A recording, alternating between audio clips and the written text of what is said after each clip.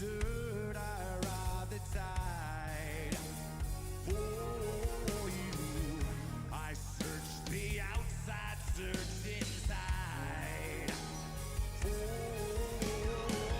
you to take back what you left me. You know I'll always burn to be 106, so I may find. So wanna wait my whole lifetime.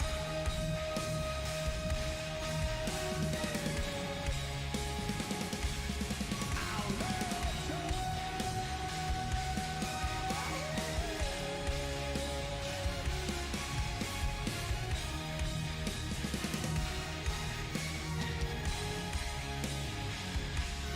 I'll love you.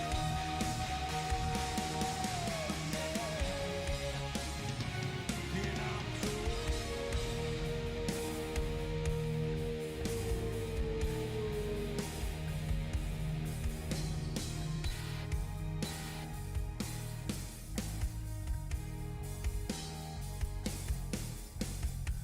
so wanna wait my whole lifetime for you. So wanna wait my whole lifetime for you.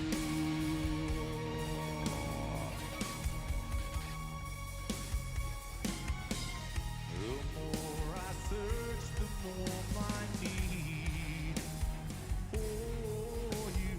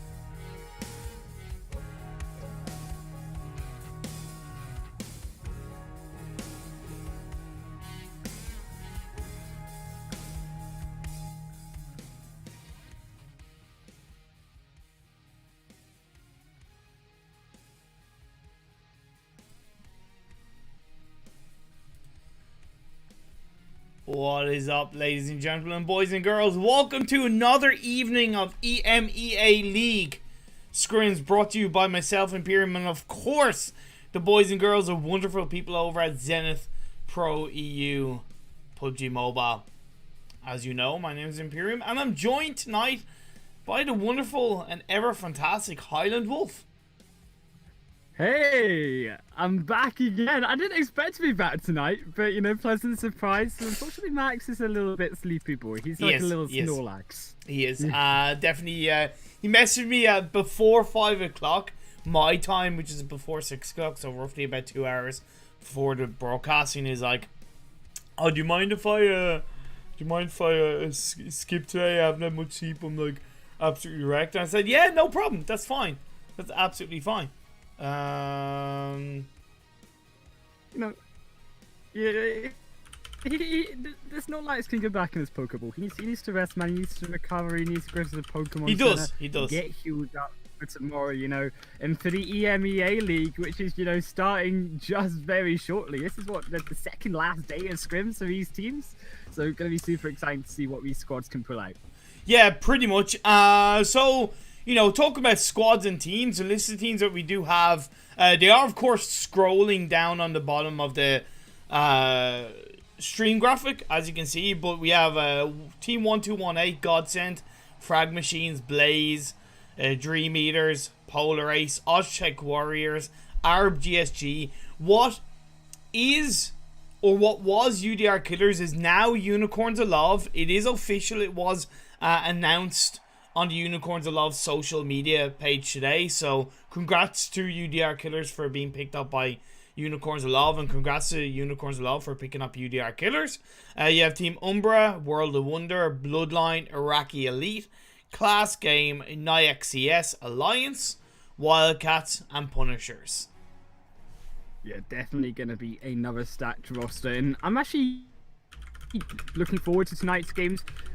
For once, not the EU squads, but actually I'm kind of leaning towards the CIS teams here. Okay, fair. Because we got 4 out of 5 of the CIS teams that qualified for the league in tonight's matches. So with their aggressive playstyle, right, with their aggressive rotations, I think that we could see a little bit of a faster paced game in some areas, a little bit more aggressive gun-fighting heavy game in some places too.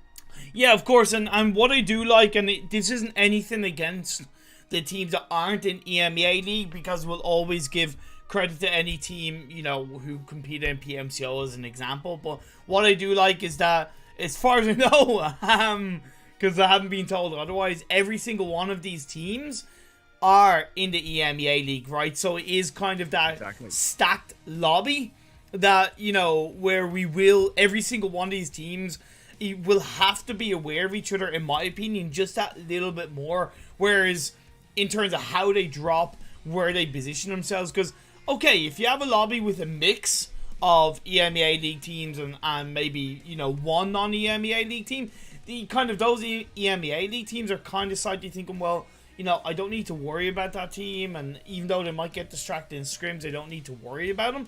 Whereas now, kind of, you're really gonna have to be absorbing as much information as possible on every single one of the teams around you. Yeah, this could be potentially, for some of these squads, for some of these teams tonight, the last chance that they get to scrim against their opponents moving into the league. Yep. Obviously, to see whatever teams face out in the final night of scrims tomorrow, but equally going to be important these final 2 days, just to get a really good eye on where teams are dropping, etc., where teams are wanting to fight, how teams fight particularly as well. So I think also, as well as playing in these games tonight, these teams should definitely be watching back in the VODs once these games are finished. Yeah, of course. I am hoping that for 1 or 2 of the games we do have situations where we have 15, 16 teams left coming into phase 5, 6, whereas we are seeing a pattern where we'll lose 5, 6 teams in the first 10, 12 minutes, and that's a shame, because it's not really benefiting any of the teams. It's not benefiting the teams that go out early, it's not benefiting really the teams that fight early, and it's not benefiting the teams that do make it to the late game in these scrims. I think definitely the early game has seen a major change, so just with some of the more aggressive play styles that we've seen come out from these different regions. And I think particularly we have to then note back again to the EU side and Polar Ace, this dominant team that have been really strong across these scrims and across these nights. In last night, getting their first place victory with also the highest amount of kill points, 31 kill points across those 4 games last night.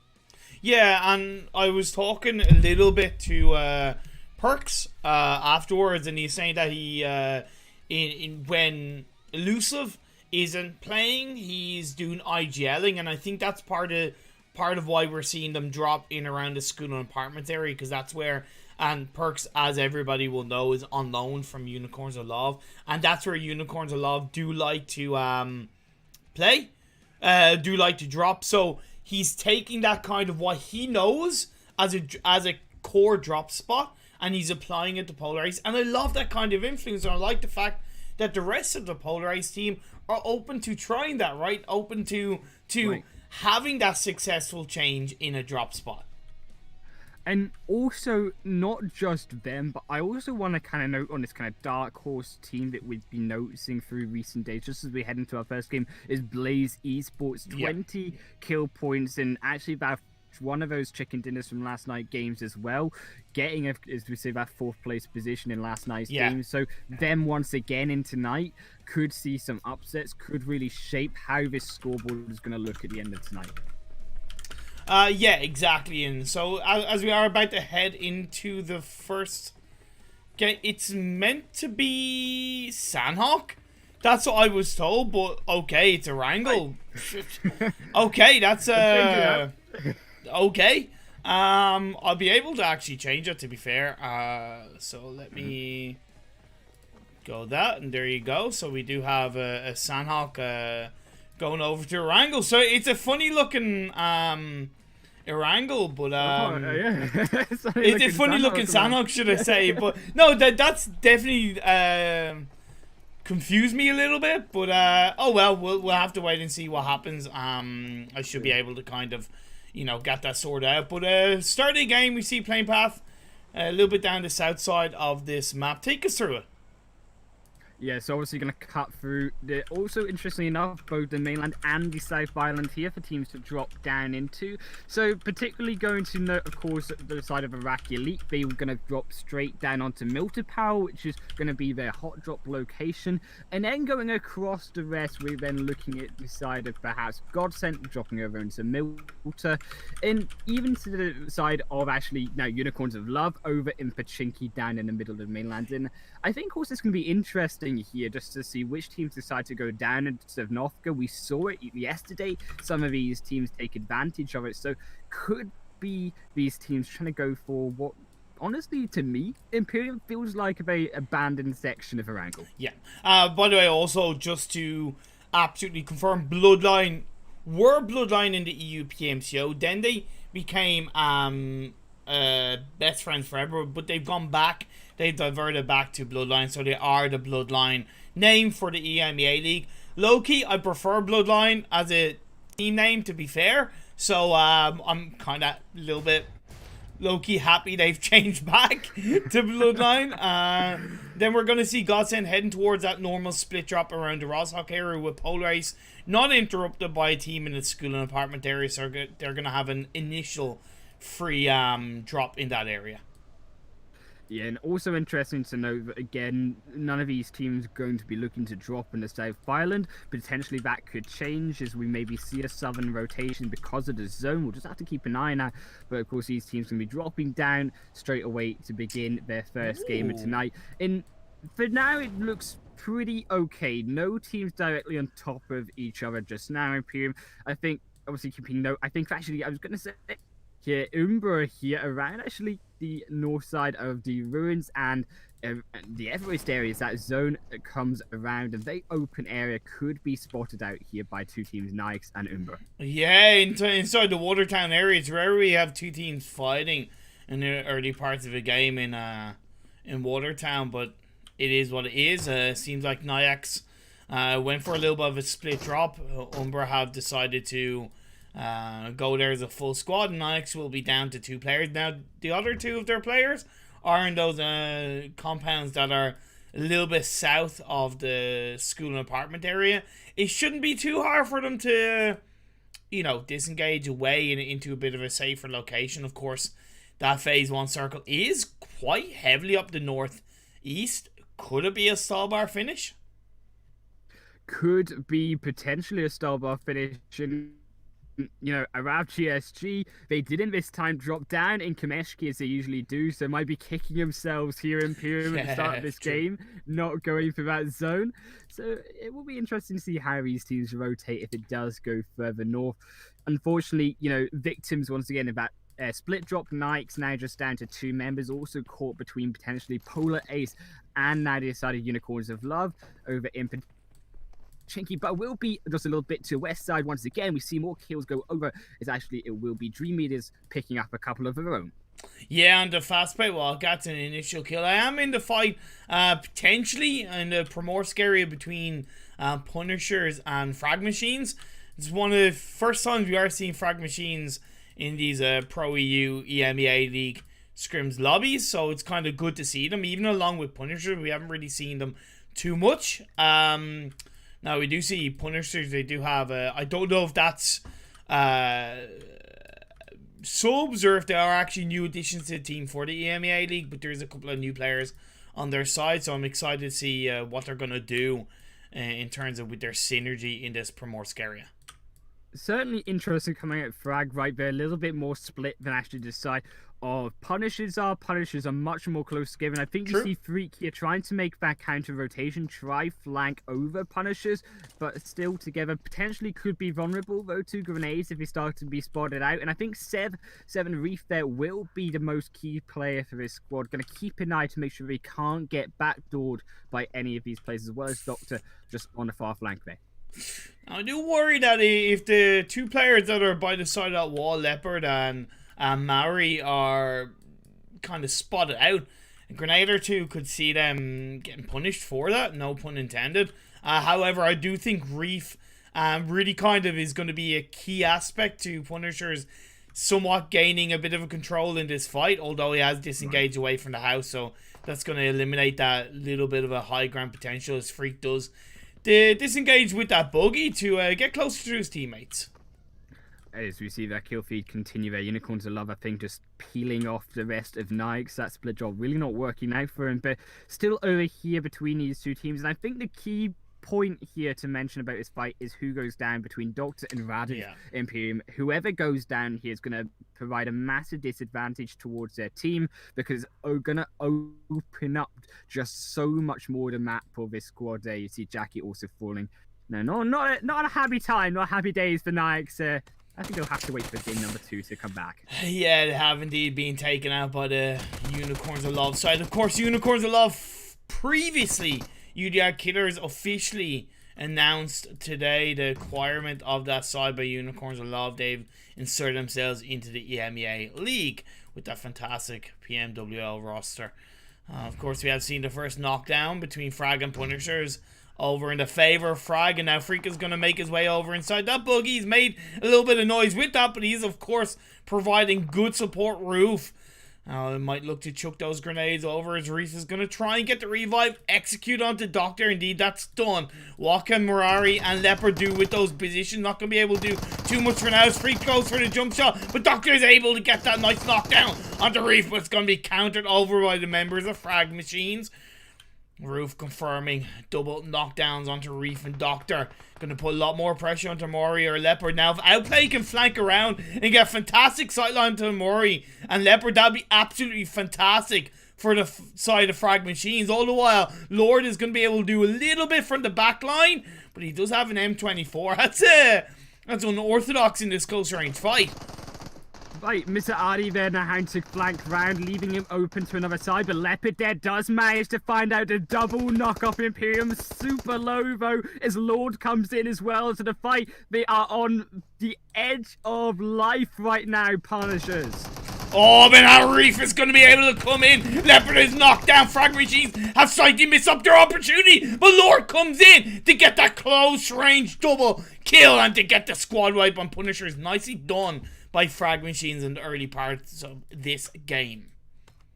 Yeah, I think also the side of Ashley Class, they might have heard those gunshots. They're kind of on the other end of Primordial, potentially could gatekeep away Frag from getting in towards his zone. Of course, they've got a massive amount, the most distance to cover from any team in this game to get inside of the zone. And, you know, this zone still has a fair amount of water in it towards the north side. So if it does continue to shift hard north, ImPERium keeping that water in around Starber, you're going to see teams having to be forced into beside each other. But actually, towards that north side, we see Umbra making their way closer towards Godsend. Okay, you kind of caught me off guard there, to be fair. It's okay, I like to keep you on your toes here, Improve. Yeah, we are seeing Godsend looking to try and get a little bit more control in this team fight, open-ended on towards the north side of the river. One member of Godsend have been taken out early parts, so that's going to put a little bit more pressure. And the one thing that I've noticed with Godsend is that they do tend to maybe lose a player or two earlier than they probably should, and that scares me a little bit for EMEA League, because we will see the majority of the time the team that wins the game is a team that has pretty much a full squad up. Honestly, I think you're totally spot on there. I think they kind of tend to always send their fourth players a scout, perhaps, to try to early on try find locations inside the zone. And yes, it's nice to be proactive and get those positioning inside the zone early on. You see many teams doing that because of how unpredictable this zone potentially could be. But, you know, you're losing a play, you're going in too deep. Godsend punish you for that. They get a point on the board as well, and every point's going to matter if, you know, you want to reach the top of the EMEA League. Also, keep in mind, Yasnaya Polyana, we've got World of Wonders versus the side of Oztec Warriors.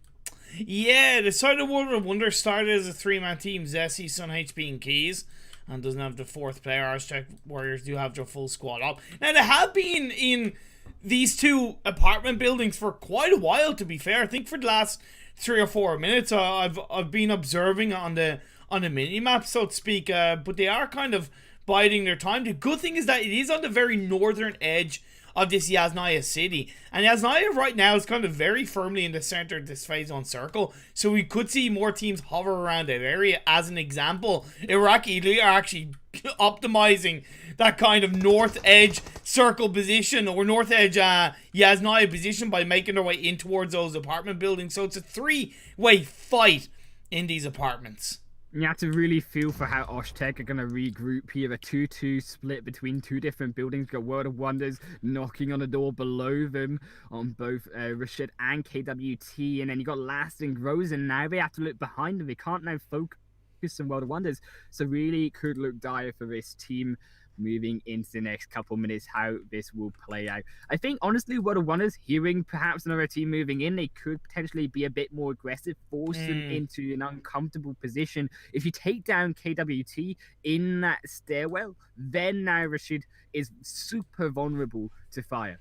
So as this blue zone is closing in, let's kind of take a little bit of a scan of where teams are, because, you know, I like the fact that not all the teams are instantly going for north of the river. Like Polar Ace, Blaze have kind of decided to go a little bit kind of in between, stick a bit to the south but not too close to the edge of the circle where they might get punished on the next phase. Arab GSG, who did land and drop a little bit further back, are making their way through on towards the on southern side of the Yas9. Then the likes of 121A, who did go towards the South George area, have had a clean rotation just on the south of the shooting range. So overall, these teams I really feel are positioned quite nicely. Still 16 teams and 59 players. I know we're only in towards the end of phase 1, but I kind of like this. Right, we've only lost one team as well, so it could get a little bit crowded depending on where this zone goes. So ImPERium, I actually quite like the movement here from Wildcats. Going towards Severny would be a definite win for them just now. Also taking that airdrop, and even better is that zone just closes around it as well. ImPERium, I think they could be a little bit quicker with the rotation, so they are quite split. And if they do have more teams going over to Severny, like potentially you see old team very close to it, then they might lose their opportunity to get inside the zone. This is definitely a little bit of a tough circle shift for the teams down the south of the river. I'm looking at Unicorns of Love, Polar Ace, Arab GSG, and Blaze. But for at least for Blaze, they can kind of wrap around, let's say, on towards the eastern side of Stalbar and or even go up to Stalbar. At least they'll be able to get that high ground information. Still, it's going to be tricky. Yeah, I think Stalbar's very open just now, and I'm surprised that more teams aren't going to go for it. You mentioned Unicorns and Love, tricky rotations. They have been visioned out by Polar Ace, who will have items. Sandro has been knocked, so they are going back for Sandro, interestingly enough. We'll try keep all 4 players alive. Yeah, looking onto a side of 1-2-1-8, looking to get those kills on towards the Alliance. Alliance, one of the biggest upcoming teams from the CIS region. However, 1-2-1-8, of course, have had many battles with this team from Alliance and are still ready to hold on to the old guard. They do indeed get to knock down the confirmed kill onto one of the other Alliance members. So now is just Ruder left standing. I do know that Sunrise, according to Aura, Sunrise, fortunately had a little bit of an issue, I believe, with his phone, so they do have a bit of a sub in for this side. But either way, it doesn't stop them being put under pressure by the side of Alliance. There is a little bit of a third party coming in from Dream Eaters. We see Meko knocked down, takes you a look to get the revive off. Matic has positioned himself a little bit more forward, a couple of vehicles in tow, and then you have Old Boy further back.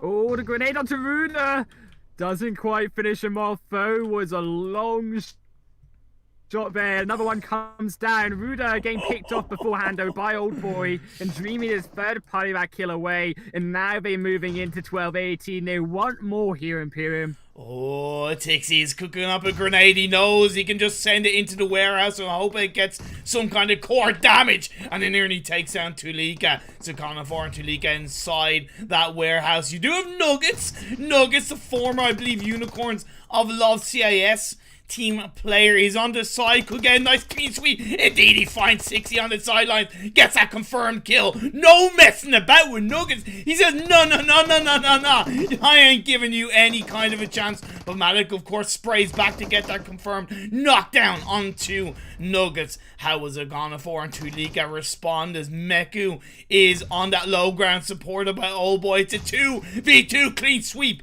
as the grenades are flying out.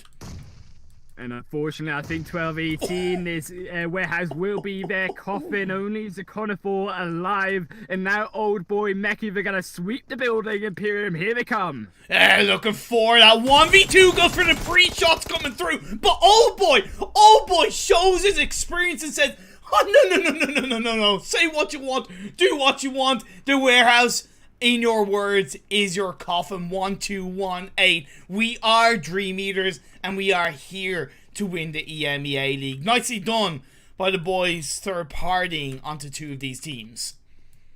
In order, meanwhile, a super interesting rotation coming out from Class. They've actually out-rotated Frag, who were actually just behind them, and now coming in really comfortable position on the roadside, but also have the potential to go up the hill around the shooting range as well. So options there on the edge of the zone. You also see Polar Ace, they've moved around the lakeside, potentially they're looking to take a compound, which Godson have just staked out for this entire game.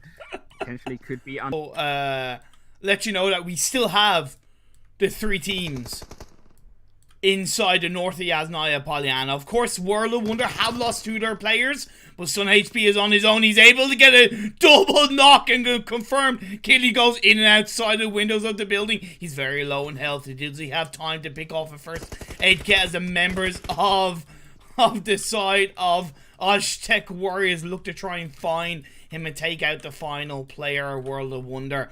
He's been given a time. The revive is being picked off onto KWT.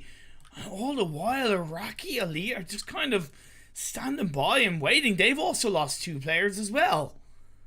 Yeah, I think what I want is that we have to be super careful about how we play. I think even a retreat might be in terms of order here. Try and find a way out. Maybe leave Oztec Warriors to play around with the Iraqi Elite squad. But you see what I want is now they're having to be careful as they now going to get potentially flanked by KWT coming in from the door on the ground floor. Yeah, Sun HP is going to be taking a little bit too much health, and he does go down from the side of Oztec Warriors. Another confirmed kill for one of those MENA teams. Nicely done indeed, and they will keep up as a 3-man team. Class on the FastPay Wildcats. Class have indeed made their way in towards the southern side of Severny, choosing not to go heavily in the city, but enough where they can kind of maybe pick a few teams apart, as the circle has shifted over towards the eastern side outside the city. Class now off the back of that knockdown might look to take down their FastPay Wildcats opponents before they move into the circle. Yeah, grenades going wide. Saul's going to have to retreat back inside here as now Salim flanks him down. That might just land on top of him. That smoke there. Unfortunately, that wasn't a grenade. There would have been dire times for Sword, but he's lost division now. And now comes Class's engagement opportunity. They've thrown down the smokes. And now they should be realistically being a bit more aggressive. I'm surprised that Silas isn't really making a move. Oh, a nice cheeky grenade to nearly take down Silas. I like the fact that they have Solus in the background, but I think because they have Solus in the background, they were more trying to bait the side of FastPay Wildcats, but because they're outside the circle, I think it would be better off to send Solus in there so they have that kind of full-on aggression, as Kef does find Raze out, so that's going to help FastPay Wildcats. All the while, Class, a team who have shown their class. Will they be able to get another knockdown to counter onto the side of FastPay Wildcats? I would love Salim to be a bit more aggressive here, trying to support Raze. Is potentially now FastPay Wildcats will make their first confirmed kill of the game. Unfortunately not, as now Moss will be knocked down, and this is going to provide a major upset as Kef now going to have to retreat back to try support them. Yeah, it was nicely done by Silas to get those pre-fire shots onto Moss, and that's going to be a kill taken down. We still don't have the end of Ray's head, so he could get revived up. That's going to be another knockdown by Salem into the open loving arms, and that's going to leave Sword on his own. Can he beat a nunchuck of his side? No, he is not going to be, as Salem finds it with the AKM. Class continue to show their class by taking out FastPay Wildcats.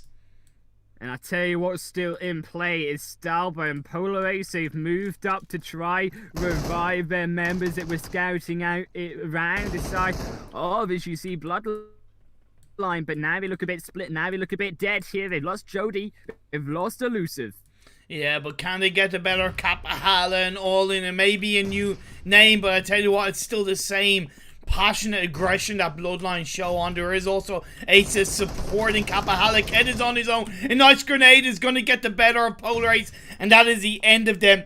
Wiped off to the ground of Stalbar, and that's going to be Bloodlines to hold on to. Now, a team I want to really quickly highlight, and I talked about the rotation. I didn't see exactly how it was executed, but Blaze Esports, remember when I talked them being a little bit kind of compromised down on the south when the circle did shift up north, and I talked about them rotating around Stalbar? I believe that's kind of what they did, and it has really worked out in their favor, because look at where they are in the circle. Firm position. They really haven't had any trouble, and they are set up for that late game domination.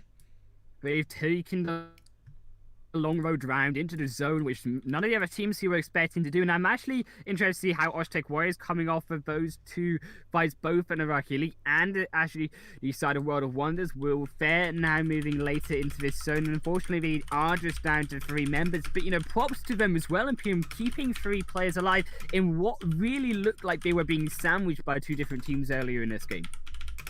Yeah, sorry, just letting chat know there could be a little bit of a quick disconnect for a couple of seconds. My OBS dude have a little bit of a fit. But now as the zone closes in, the next circles are going to shift over to the east. Is this a Stalbar finish? Can we count this as a Stalbar finish? I think Yes, we can. we're the closest we see for quite a while, so I'm gonna kind of give it for now. However, the circle, of course, has favored Bloodline and Umbra, who are on the hills of Stalbar.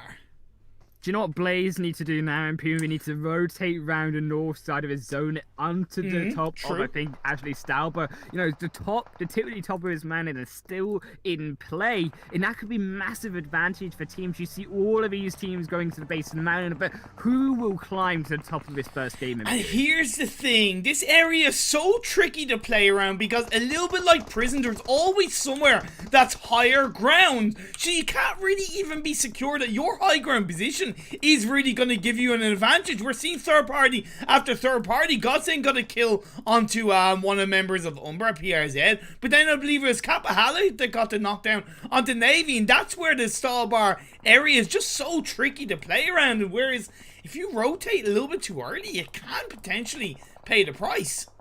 And you know what? My favorite weapon of choice here in ImPERium would be the AMW, just absolutely murking on those one shots, deleting people as they come up that hillside.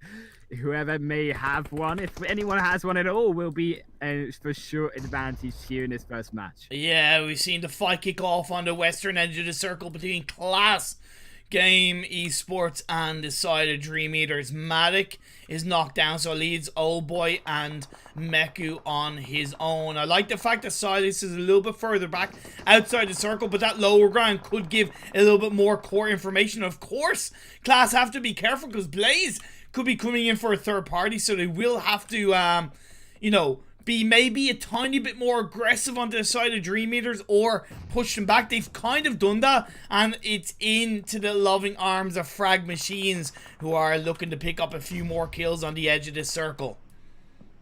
Honestly, I think Frag, so should I say, Class here look a little bit in danger. I think they could be fragged out here. By the enemy teams, as you know, they are being a little bit sandwiched, and equally, you know, Dream Eaters are struggling as Frag and Class close in around them, and that will be rather potentially taking Old Boy out in between the vehicles here, hiding for his life. Tell you, Old Boy is doing a great strategy. He's actually staying inside the car, and he's able to get a nice cheeky knockdown onto a Lord. Oh, the dummy far side, but now, of course, he's compromised his position. That does leave Frag Machines with just two players left standing, and a grenade by Solus with the third party to take out Dream Eater. But I tell you what, that was a hell of a play from Old Boy before he went down. The circle closes in, and it does shift once again over and toward the eastern side. I'll show that map as quickly as possible, as you do see Blaze, Class, and Frag Machines all fighting to make their way on towards the edge of this circle. Look at his positioning as well from Bloodline. They've got Athos inside and potentially a really strong position, but it will be still down on the ground here. I'm surprised that Blaze didn't take actually is top of the mountain. They could have done so had he been quicker to rotate. They had the perfect chance and the opportunity to do so. Instead, they're going to have to face Iraqi Elite, who are still alive in this game. Yeah, looking over on the side of Royal Esports have been, not Royal Esports, but Iraqi Elite, they've been a little bit quiet in this game, but now if they can find the members of Blaze, that will definitely set them up for the Phase 6 onwards. They have two players up. They've been able to get kill onto one of the members of Blaze Esports, so it's going to leave just Tron, Coursera, and Kudor left standing. They're on the lower part of this north edge of the circle, and I don't think it's a bad place to be, but they are, of course, coming in onto the compound that is held onto by Team Umbra. It's inside the circle. It's on a flat terrain. It's all hands on deck, as well as Class Game are joining in to the party. Style is going to get knocked out. Tron with those shots to pick apart. Team Umbra leaving Paka left standing. You've got Fight standing in this flat area, you got Flights up top, you know, you got Bloodline there falling down, losing Kabahala to Oshtek Warriors, and now you even see Blaze there taking down Class as they try and make their ascent up here. Yeah, Kudor with MK14 saying, I've got the damn hell of a gun, I've got the damn hell of the grenades, I've got damn hell of the ability to take you out, and that's exactly what I'm going to do. Blaze are such a strong team, and I talked about the grenades, and Coursera knocks down Ray's Egg, gives a little bit more time for Blaze to get the revive onto Tron, which is gonna give them a little bit more ability to control this fight. Of course, the side of Class are still getting that revive onto their teammate right there, as Paka is just sitting absolutely dead quiet inside the house, as quiet as a mouse, not moving a muscle. He doesn't want to make any noise and alert the attention of either Class or Blaze. This is for the edge of the circle on the northwestern side. That low ground is slightly benefiting Class, but as the next phase does pop up, it does go away from all of these teams. It does favor Royalkus from the side of Gods, and now if Royalkus can find Roof, that would definitely help set him up for a much more dominating late game, even as a one-man army, because he has done a great job of knocking down a few members of Bloodline in the last couple of minutes. Let's see what he can make of it. Look at where his zone is centered, ImPERium, inside the ridge, just off of it, the center place of this zone. No team's gonna be wanting to head to it straight away. We're gonna see teams that wait to that very last moment of the phase 6 or phase 7 rotations, but Blazing might not last as much longer here as now they're split. Corkera has to try pull this off against two teams. Oh my god, what the hell is going on? As you've seen Iraqi Elite look to go for a sweep and rotation on towards the northern side. This is absolutely crazy. It's just King on his own. The revive is looking to be put down on towards Tron to keep them up as a 3-man team. We still have Paka not moving a muscle. Royalkus is also staying pretty quiet. Silas has gone pretty close to his location. Will Royalkus pull off an old boy? No, he isn't. He has moved around, and those footsteps should be heard by the members of Class. The knockdown to confirm kill. Raisin holds on for an absolute split second, but is punished by Coursera of Blaze Esports. They spoke a little bit too soon. It's going to be Silence left on his own for Class, as Blaze are going to look to take advantage of this as a move away from this compound. Coursera is such a dangerous player, and then when you have Kudor with that MK14, will Blaze be able to be stopped in this game? At least they have at the hands of Tron, but of course, Kudor comes in, get the final blow onto Class game, and Blaze find themselves in the top 5 of this game with 5 kills. But look, teams finally rotating into that gully. Their Oshtek Warriors will be the first to hit it, but they get immediately sniped down by Bloodline. But too aggressive, and now they go down to 1 player. So many teams just surviving 1, 2 players alive. Blaze with the most players in this game. Oh man, I love the fact that Grozer is like, fuck this shit, I am out after his teammate went down. Right. Kapahal on towards Frag Machines. Let's see if they can hold on to that high ground, rocky hillside. It's outside the circle on this phase 7. They got 50 seconds to move out, and it's not going to be easy. Of course, if they go into low ground, they're going to be spotted going down the hill. If they try and go high ground, there's a high chance they're going to be spotted up going up the hill. It's not going to be easy for Bloodline.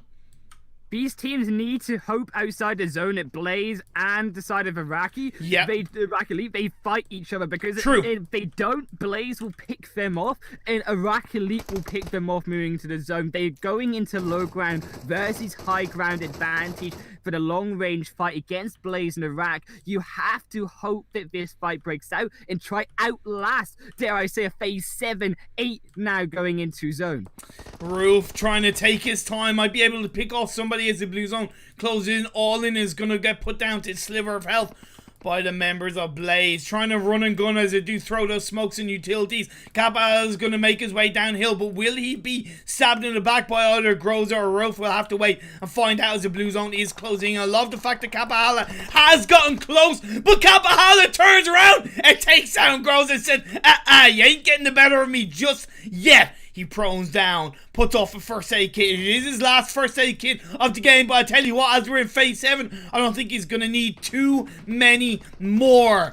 Tron does find Roof. Frak is going to get taken out. We're down to the final 3 teams. Iraqi Elite, Blaze, and Bloodline. Gabahala on his own against the 3 members of Blaze up and towards the high ground. They are indeed taking control. We last saw Blaze with 5 kills, and now suddenly they're on double digits. but can they find the last two to take this win, to take this chicken dinner with 12 kills? They definitely pull off a great start to knock down Ali. Now it's just going to be King left on his own, prone down, looking to try and get that double sweep. But of course he's going to find one. But of course the return kill, the chicken dinner from Blaze, and they get that win. Nicely executed.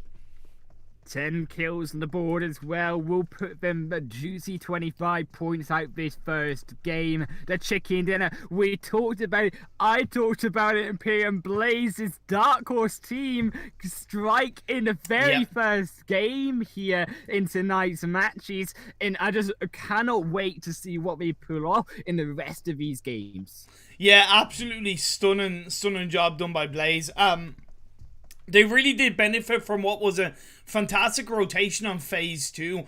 Because we had quite a southern playing path, it was even more securely, thought out. The fact that Blaze knew that the north side of the river, and basically by the north coastline, was going to be absolutely free. The only team that liked to go up north really is Alliance. So they knew that, okay, bar Alliance maybe being around there, it was going to be a free real estate. It was going to be a free spot, and they really took advantage of that. They knew that playing around the Starbar area, it is risky going deep inside. The likes of Godsend did, and credit to Rokas, he held on for as long as he could, but the rest of Godsend were kind of punished on that, maybe too early rotation into the circle on I think it was phase 4, phase 5.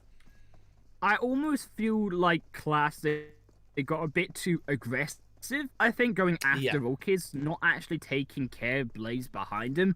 Yes, you get that extra point, but you're falling down immediately after by putting yourself in a vulnerable position, which is exactly why Rokas himself wasn't coming out of that position at all. He was staying quiet for that exact reason. And, with so many teams hiding in those later zones, you just need to survive. Perhaps even had they sent 2 players out after Rokas, you still have that advantage. And then when Blaze are distracted after you, then come round a sweep, then you can try find some way to hide in these zones. But once again, Iraq Elite's still there on the other side. There was nowhere really, I think, for these late rotations that came out from some of these teams, because the rest of these squads had just taken positions. So just to take you through the finishing results of this game, Blaze with 12 kills to end off fantastic win. Yeah, the Iraqi Elite 3 kills, but Elite second place. Bloodline in third. Overall, great game by Bloodline as well, because they were on towards a stall bar area early on in the game as well, and they really took advantage of it, getting 7, 9, 10 kills for themselves. Yeah, the fourth place going over to Frag Machines with 6 kills. You had Oshtec Warriors in 5th with 6 kills. You had Class Game in 6th with 3, 2, 5, 6, 7 kills. You had Umbra in 7th with 3 kills. You had Godsend in 8th with 3 kills. You had Dream Eaters in 9th with 4, 2, 6, 7 kills. You had Polar Ice in 10th with 5 kills. You had FastPay Wildcats in 11th with 0 kills. You had World of Wonder in 12th with 1 kill. You had 1, 2, 1, 8 in 13th with 4 kills. You had Unicorns of Love in 14th with 2 kills. You had Alliance in 15th with 0 kills. You had Arab GSG in 16th with 0 kills. Punishers in 17th with 1 kill. And NIXCS in 18th with 0 kills. Yeah, I think definitely some of these teams, they need to look about improving their drop locations. I'm surprised that actually Nix, moving so late into these scrims, still went for that 2-2 split, and particularly a 2-2 split around Pachinki and Ruins. I would honestly argue one of the, if not the most riskiest plays to do a split drop there in ImPERium, just because of how vulnerable you are due to how open Ruins are and how popular the Pachinki up towards the North Riverside area actually is. I think they really need to be looking more about these videos and where these teams are actually dropping. Yeah, exactly. Well, on that note, we will go for a bit of a quick break for you guys, but we will be back for game 2. We're heading over to the sunny, the snowy mountains of Vikendi for game 2, and we'll be back on your screens in all of about 4 minutes. Don't go away.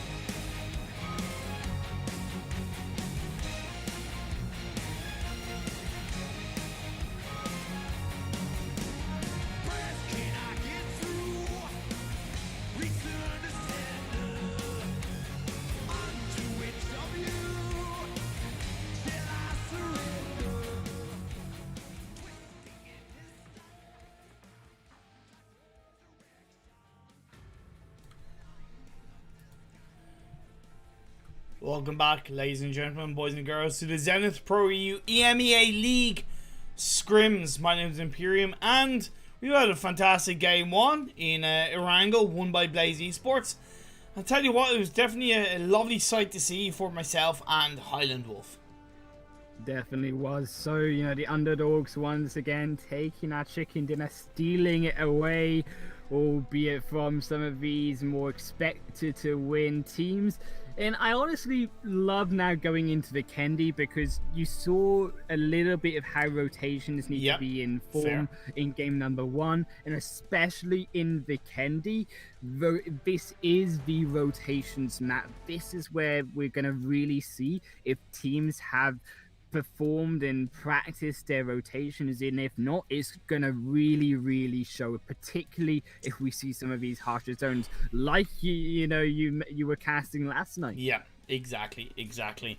I just want to give a real quick shout out to everybody that's tuning in, supporting the stream and supporting the teams. Of course, I did say that in the YouTube chat during the break, but still thank you. And also a huge shout out to Koski of the coach of Blaze Esports. So thank you very much for tuning in to the stream. Of course, I know you're there to watch your team and to gather any kind of information, but it's still an honor to have you in the chat. So huge shout out to yourself. I'll still be happy now. Yeah, man, it feels good. Feels good. But of course, 10 seconds until we get into the game, and let's of course have a quick idea of what this playing path is gonna give us. I'm super excited to see where this playing path goes. Ooh, we're gonna go a little bit north here on the Kendi snow zone here, and now we will have to see which of these teams around the north side, particularly maybe talking about the side of Zabava, Critchus, these two areas that we're gonna see. Actually, most notably, Iraq Elite, they're going to have another comfortable zone over in Dobromesto. That will be their hot drop area of choice to go to. Will be interesting to see if they choose that. But I think for me, honestly, going straight into this, I would personally be dropping around Mount Kresnik, even if I had a hot zone drop location, just because it's Vikendi, just because you don't want to be caught out by these dodgy zones that maybe go one hard way. And, you know, it is a pretty central location. It's a safe bet to go, ImPERium. Do you think a full squad should go there, or maybe a 2-2 split? I don't fancy being next, if that's the term to put it, ImPERium. I would send my full squad there. Maybe split a little bit around the mountainside just to get some more vision early game, because obviously, you know, we talk about these zones. Oh my lord! Look at that zone, ImPERium. Oh my lord! Oh my days! Oh my lord! Okay, northern. That's actually disgusting. Okay, so we are instantly seeing a couple of fights straight off the bat inside the Goroka area. We have Unicorns of Love and Dream Eaters in play. We've seen one member of Unicorns of Love getting knocked down right off the bat. That's Pocus. Bit of a shame if he's to go out. So if the rest of the Unicorns of Love team maybe might want to disengage away from this area. And then panning over real quickly to the Podvosa region, where we do have Blaze Esports winners of game one, up against 1218. Yeah, it's going to be a particularly interesting place to be fighting around. Podvosa expect a couple of these players to try and make it onto the rooftops, try get some more vision on 1218 as they make their way down the streets and into potentially a little bit closer Blaze on their doors here. You see actually a little bit split though. I think 1218, they could potentially send Nuggets and Bendy a little bit closer. I think I would like to try really punish Blaze, who are on the opposite end of Podvosa currently. And they are also kind of somewhat separated, I feel like. Yeah, okay, Tron is on the roof line, and that's great, but Kudor and Coursera, you know, they're kind of not really supporting each other that much, and if Coursera gets knocked down, it's surprising how much time it can take going from one house to another when you're trying to get the revive executed. So that's something that I kind of slightly fear for the size of Blaze. I don't know exactly where Winnie 7 is. He's a little bit further back on towards the Mount Kresnik area, but either way, let's take a little bit of a sec to step back and see where these teams are currently located in the early parts of this game 2. I mean, you say that, but ImPERium Crusader's getting surrounded right now, and Kuda's coming in for support as well. BT, they don't want you to wait. You're there after blood. They are indeed, and Tron is able to get knocked down onto 1218. That's going to be another knockdown of it. In comes Blaze to take down 1218. Just like that, the side of 1218 get taken out. Blaze are taking these games like a blaze of glory. Absolutely fantastic start off the back of what was a fantastic finish in game 1.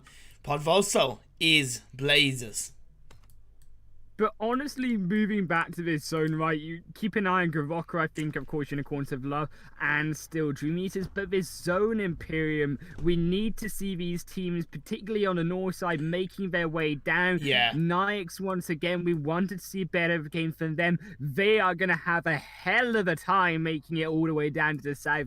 ImPERium, I don't even know how or where they want to go because they're surrounded by so many different teams. Exactly, pin on over to the fight between Frag Machine and Oztech Warriors. Oztech have lost scrolls, so it's just KWT last and Rashid left standing, whereas for Frag, they also, I believe, lost a player early on. It was Freak. I don't know if it's Oztech Warriors. I believe it was another team that got the better of him and did send Frag Machines down south.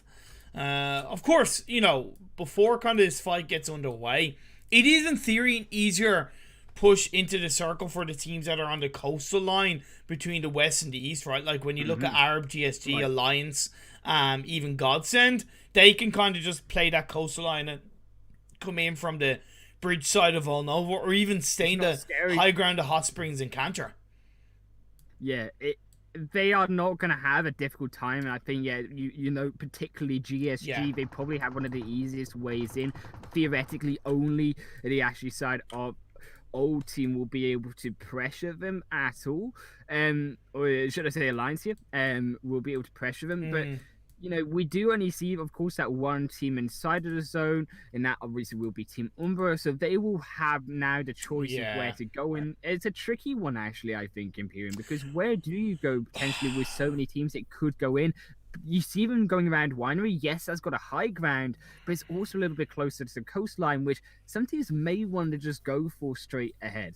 So Winery, I think it is a great place to hold on to, but it is a kind of place where you don't want to get picked off as you get into phase 2, phase 3. So for phase 1, if they do spread themselves out in a 2-2 or even a 1-1-1-1 to extract a decent bit of information on teams that might be coming in, that would be great. But coming into phase 2, they should basically stick to one core area of Winery, depending on where the circle shifts, and then look to do their best to punish teams around them. Either way, it's still not going to be the easiest thing to hold on to. I'm going to pan on over to the fight up and towards the furthest northern part of this map, which is the fight between Polar Ace and Nyx CS, with Jody getting a double knockdown onto the members of Nyx. It's going to leave Yankee and Peter Vitter, the last two players standing for the side of Nyx CS. Savage X is inside that vehicle, wrapping around. Jody once again finds Peter Vitter. Jody is absolutely on fire. He's such a good player. Super talented, but so's elusive. But Yankee is just better in that 1 versus 1. Man. You know, I jinxed in the caster curse. Well, here's the thing. I don't think elusive knew Yankee was there exactly. I don't think he was prepared for that. And it was that little bit of a surprise attack. He's polarized with 2 players left standing. It's going to hurt them quite heavily. Blue Zone is closing on phase 1, and Yankee is left on his own, just fighting the, as I said, the furthest northern part of this map, pretty much.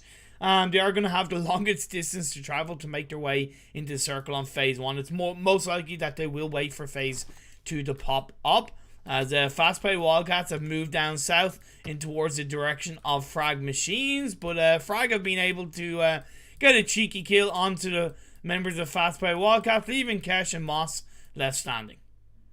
Oh, and sorry, Brava as well. They have suffered a little bit of damage here, Frag, though. They are all together inside, so potentially could be grenaded here, vulnerable to it. You see that going inside the building, but it won't land onto anyone, unfortunately, just now. That will be smoke setters to block currently vision away. And you see the FastPay Wildcats are going to want to use this now to engage a little bit closer, but outplays having none of it. He's already outside, but immediately wiped down by Moss. Super aggressive. It was actually Bav on the further backline play that was absolutely fantastic for FastPay Wildcats. They've initiated this push onto the members of Frag Machines, but it still, in theory, is a 2v2. But now it's a 3v1. As you have seen Bava go a little bit closer, Lord is on his own for the side of Frag Machines. What can he do as he's trying to play in towards this smoke area? The kills are going to be confirmed. He does back out towards the outside of this house in the balcony areas. Bava gets that kill, gets a squad wipe, and that's going to be FastPay Wildcats continuing to be fast as fuck boy on those engagements. But they need to be even faster because you got Iraq Elite here now moving down into Mavatra. They're going to want to now get their way inside the zone like some of these teams finally are doing. You see World of Wonders potentially getting a bit close to Punishers, who are very split as well, trying to go in different angles, which obviously is smart in case you get caught out. They were a little bit late to these rotations. They were expecting more teams to be inside this zone, but they do need to now, of course, regroup. That is the disadvantage of taking different locations in. You were talking about Iraqi Elite picking off potentially FastPay Wildcats. That's been a double knockdown, leaving Kesh on his own. And the worst part about that is that he's on the other side of the road. So, you know, you don't ask why did the chicken cross the road. You ask why did the Kesh cross the road to try and get to his teammates. Now, that would be incredibly risky. Bava is bleeding out with the blue zone a little bit more heavily. Moss is nearly taken out. If I was Kesh, I would just kind of disengage. And yeah, you get the hell out of there.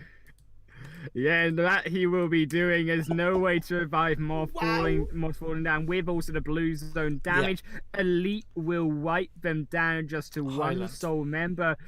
But you see, you mentioned around the winery area earlier on, you have actually seen, remember they've gone away a bit from the winery as Alliance here now with his 2-2 split, trying to keep an eye on the road. The coastal line that you mentioned, this zone, no, we gotta wait to see where it goes in phase number 2, because that will determine so much moving into the later stage of this game as these final teams rotate in. Punishers finding World of Wonders. Yeah, but World of Wonders more finding Punishers. His doctors was knocked down, so he's gonna need a doctor himself, as Mori is now on his own. Mori does indeed find Zessie, finds another knockdown onto Enjoy, leaves World of Wonders with just 2 players that stand in. Kim Keys and Sun HP get the last remaining player of Punishers down and out, nearly in amongst the smokes. Mori really chunks down the health of Keys. He is playing around the rock side. He's doing an absolutely great job of holding off the side of World of Wonders. Now, they do have to think about the fact that the blue zone could be closing in and is closing in. And Sun HB finds a remaining player, Punishers, and that's going to be a squad wipe and 6 kills in total for the side of World of Wonders. Yeah, I'm super surprised Polar Ace. They don't want any of it. That blue zone is coming in. They don't even want to fight ImPERium. They just want to go straight inside the zone. No. They stopped. Oh, Jody gets the sprays. He finds Zessie. He looks to catch him out. Nicely done by Jody. As I said, he's such a strong player, but have they spot out Sun HB? He is flanking around from the side. Of course, he is going to look to try and heal himself up. Savage X does with that M24 get another knockdown onto World of Wonder. You do still have Enjoy that could look to get the revive off onto a couple of the WoW members. But as I said, Sun HB has yet to be spotted. Savage X is going to have to pop his way out. He's going to get knocked down by Sun HB. Sun HB has a sliver of health left standing. Jody is going to have to respond ultra quick, ultra fast. As the blue zone is closing in, grenade is going to be cooked up. The direction is going to be given. Jody sends it up forward with that grenade, but it doesn't quite connect onto Sun HB. Sun HB does have that low ground dip to his advantage, and he is able to execute a first aid kit. It comes down to this pretty much just 1v1. All the while, though, World of Wonders, those revives are being pulled off, and Zessie finds Jody. And that's the end of Polar Ace. 8 kills on his team still to make their way inside. It's been eventful for them. Going to be even more eventful in this zone because we still got some water available in the coastal area. ImPERium so could now see it go even further down to Winery. You see now Blaze trying to make their way inside, and this is where Winery, you talked about not being want to be caught out. This is where the teams are now wanting to be looking at, and you see several teams positioned around it. Yeah, like Alliance, you have Architect Warriors, you also have one, I think it's last player, Bloodline. Yeah, it is. Bazzi is kind of just staying down by a bush on his own. And I like the fact that Umbra have not spread too thinly around the winery area. It does worry me that they opted for the open ground area as opposed to the actual compounds. But hey, look, if them as a team feel more comfortable in that position, all power to them, right? But the thing is that there is that kind of compound / higher ground area behind them that you do have to be careful of. And also on the western side, Class feeling the wrath of Unicorns of Love as that grenade will confirm that knockup and kill onto Silas. Will be out of game. Elite also moving in this kind of conjunction of teams here towards the edge of the coastal line. They're wanting to try hold off in the rotations early on, and as a result all group up and they're punished for it because this is still, keep in mind, a side that where these most of the teams were dropping in at the start of the game. Class do still have 2 players left. Salem is inside the circle of Razed, moving in on the okay, he's going to be moving in on the Zima, but he's not moving anywhere now. Indeed, he gets knocked down. Nano's gonna find that kill onto Ray. Zed, Iraqi trying to third party, but they are of course being a little bit careful. Would they, should they, and could they be a little bit more aggressive? I don't know, but Ragnar takes a little bit of damage from the side of World of Wonders. It's kind of a 4-way dance on the edge of the circle. Yeah, no team wants to go in. Also, keep in mind, FastPay Wildcats, they're just going to slide down the coastal line and just escape it all. ImPERium as well in that map. But you can see Elusis are moving in now onto Selim. Will finish him down super low. I doubt Elusis will be finished off here if they play this right. Molotov being thrown. He's going to look to burn to crisp. Can he get off a first aid kit before he goes down? No, he isn't. That's going to be a kill. Nice and easily done by the side of Unicorns of Love. It's a very safe way of confirming that kill, right, without really compromising a knockdown on your side. Of course, Iraqi Elite did knock down one of the members of Unicorns of Love on that push. But either way, Unicorns of Love will continue to strive on as a 3-man team, as Iraqi Elite have that full squad. The circle has shifted a little bit up, more centralizing towards the winery area. These 2 teams are outside the circle, and World of Wonders are waiting for them. World of Wonders are patiently waiting for it, and you see them now confirming a knock-up just to let their presence be known against these teams. Unicorns of Love are playing a little bit smart. You see Elise is moving towards the north side, potentially northwestern side, looking for a way in there.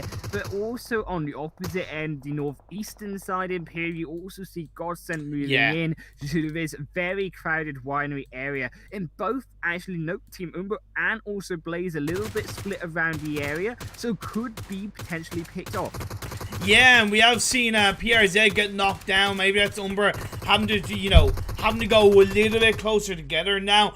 Have they been a little bit uncontrolling on this push? Possibly, because Style and PRZ have been knocked down. I did talk about, having that central position. You really have to be a little bit aggressive and controlling, whereas Umbra haven't done that, and they're being picked off one by one. It's just Namek that's now left standing for a side. He is able to get that revival on the PRZ, so that might help them. And what might benefit them in the next couple of minutes is maybe Blaze could third party Godsend. We'll have to wait and find out how that does pan out. But behind them is no real way, I think, for actually Umbra to realistically move inside of his zone. It's a very open hillside, and there are teams behind them, of course, like GSG, that could super easily take them out if they try to disengage away from Godsend, but that they will anyways, because that zone will shift away from them. And with Umbra being finished off, they need to decide, do we take Blaze or do we take Godsend? We'll have to wait and see. We did see the side of Unicorns of Love opt to go for a little bit of a north rotation on the previous phase, and they went into the hand of the last player, Nyax CS, and they did get caught out. One of the players was confirmed knocked down and killed. Nano's now knocked down as Yankee's trying to hold on, as Ulysses is going to look to jump in on that shot. The first AK has been executed, goes by the side of the window. Those pre-fire shots are going to look to be pushed on into Yankees. He goes on the balcony, and that's a 1v3 for Yankee of Nyax CS, and he keeps himself in the game. Gotta say, that was poorly executed by Unicorns of Love. Yeah, I don't feel Unicorns of Love could really answer right with these rotations from this zone. They've looked a little bit dicey, moving all the way down throughout the game. Unfortunately, also FastPay Wildcats, their sneaky rotation around the coastline has been spotted and executed by Iraqi Elite now doing the same. And they will be the ones to control the coastline now, moving into these later zones. I actually think the strongest location, though, comes out towards Alliance here. It has stuck together around Winery. We have the high ground and have vision on the rest of these teams moving in. Yeah, also Oztech Warriors are a little bit more central and they are across the road. We'll have to see how this next circle does pan out. Godsend looking for the last remaining player, Team Umber. It's PRZ all on his lonesome as a 4-man team of Godsend look to compound their way through. Navy is knocked down, but of course the man advantage proved too much, and that has been a squad wipe. Umber paid a price. And that's going to be the revive being pulled off by Godsend as the blue zone closes in. Arab GSG have rotated and positioned themselves on the edge of the circle. They might look to take advantage. However, Godsend are definitely have their wits about them as they find a knockdown on the Zoro. Will he be Damascus Zoro revived up by the rest of his team as the GSG Keanu Reeves and Arab Keanu Reeves is looking to get that revive off onto his teammate. Double knockdown onto Reeves, and Marley leaves Rokas on his own. I'm super confused by Godson. Rokas literally drove over Marley and took off half his health, which allowed GSG to execute him super easily. And with the rest of them just bunched up already down, now they're just going to struggle. I expect Rokas as a result to be punished for it, picked off by the full squad and the full power of GSG moving in. Yeah, but then again, Alliance on the Roofs do have that great high ground position where they're third-partying the side of Arab GSG and getting a nice juicy knockdown onto Lau, although that has been revived with those smokes. Rokas is able to snake his way through to get a knock and a kill onto Bayat, but of course that tree is only going to provide a limited amount of protection, not enough protection. He gets taken out and Godsend are out of here. Yeah, another team falls. Just 7 teams left. 21 minutes into this game. Phase 6 now closing in here, as it will be in the favor of Oztech Warriors. You said their positioning was strong. Alliance, they have to fight for GSG to get to them first of all. But GSG, they want to try rotating. You see Zora going super hard in, but will be punished for it. Disgrim and the rest of Nashel Jinu will find them, but now being returned. And now GSG, they need to make their way in, ImPERium. But here's the thing, I don't get why Arab GSG don't go on towards the north side and go through Winery rather than trying to go on the coastline in the open road. Use the buildings of Winery to your advantage, trying in some way advance up that hill. Of course, Ruder is going to stop them dead in their tracks. Gets a knockdown on the low. It's now just Andalito left standing as the blue zone is closing in on this phase 6 area. I like the fact that the Alliance aren't focusing too heavily on the circle, because they kind of realize around this area they're better off when it comes to phase 5, phase 6 to kind of stay on the edge based on where they were, and it will benefit them for now. 4 kills so far, playing on the southeastern side of the circle as it is about to hit phase 7. Yeah, it's going to get pretty tight for these teams. Still 6 alive. Keep in mind, Yankee on the north side could cause an upset to Blaze if they're not aware of him. Oztech Warriors will be the only team inside that zone, looking super pretty. The road going to allow some distance, some space away from Alliance, but behind them, still 2 squads. Yeah, Rocky Lee have done a great job of rotating and making their way in from this coastal line, and they've done it quickly to the point where they're untroubled as of right now. Of course, the 3-man team of World of Wonder and the 2-man team of Aztec Warriors is something that they are going to have to deal with. So in theory, there's 5 players against this 4-man team. And then you have the Alliance coming onto high ground of the winery area, something, you know, of a bone of contention, as KWT does find Ali with that MK14. Confirm that kill, make it into a 3v2. Nicely done by Aztec Warriors. Yeah, super clean, super swift, taking down the scout from Iraqi Elite. Just now, as you mentioned, 3 players. But also, I would love to see how Blaze decide to rotate in. They could really be taking advantage right now of the positioning of these teams, just caught in against each other. Also keep in mind, you know, World of Wonders, they've got a player behind them, Sun HP, but Blaze move in. Blaze move in. They've lost 2 players on that back of that rotation. They are going to get stabbed in the back by the Alliance, and they get wiped off the ground, wiped off the floor. It was always going to be a risky rotation they went for, but it went against them indeed, as they maybe didn't leave it late enough. It always is hard trying to rotate when you're so far away from the circle in a phase like phase 7. We're down to the final 4 teams: Alliance, Aztec Warriors, World of Wonder, and Iraqi Elite. Yeah, unfortunately, Nix, they couldn't quite find it, deleted away by Sun HP, but Aztec Warriors have now regrouped 3 members. KWT looking like he's hammered down 1 player of Aztec Warriors per squad here to try to defend this location. I kind of think Rashid should look to join them a little bit closer to KWT, not necessarily in the same house, but at least, you know, to the next house to his right, so he can be a tiny bit closer to KWT, because I feel that if KWT gets knocked, Rashid isn't going to be able to respond quickly enough, and credit to KWT, he's done a great job.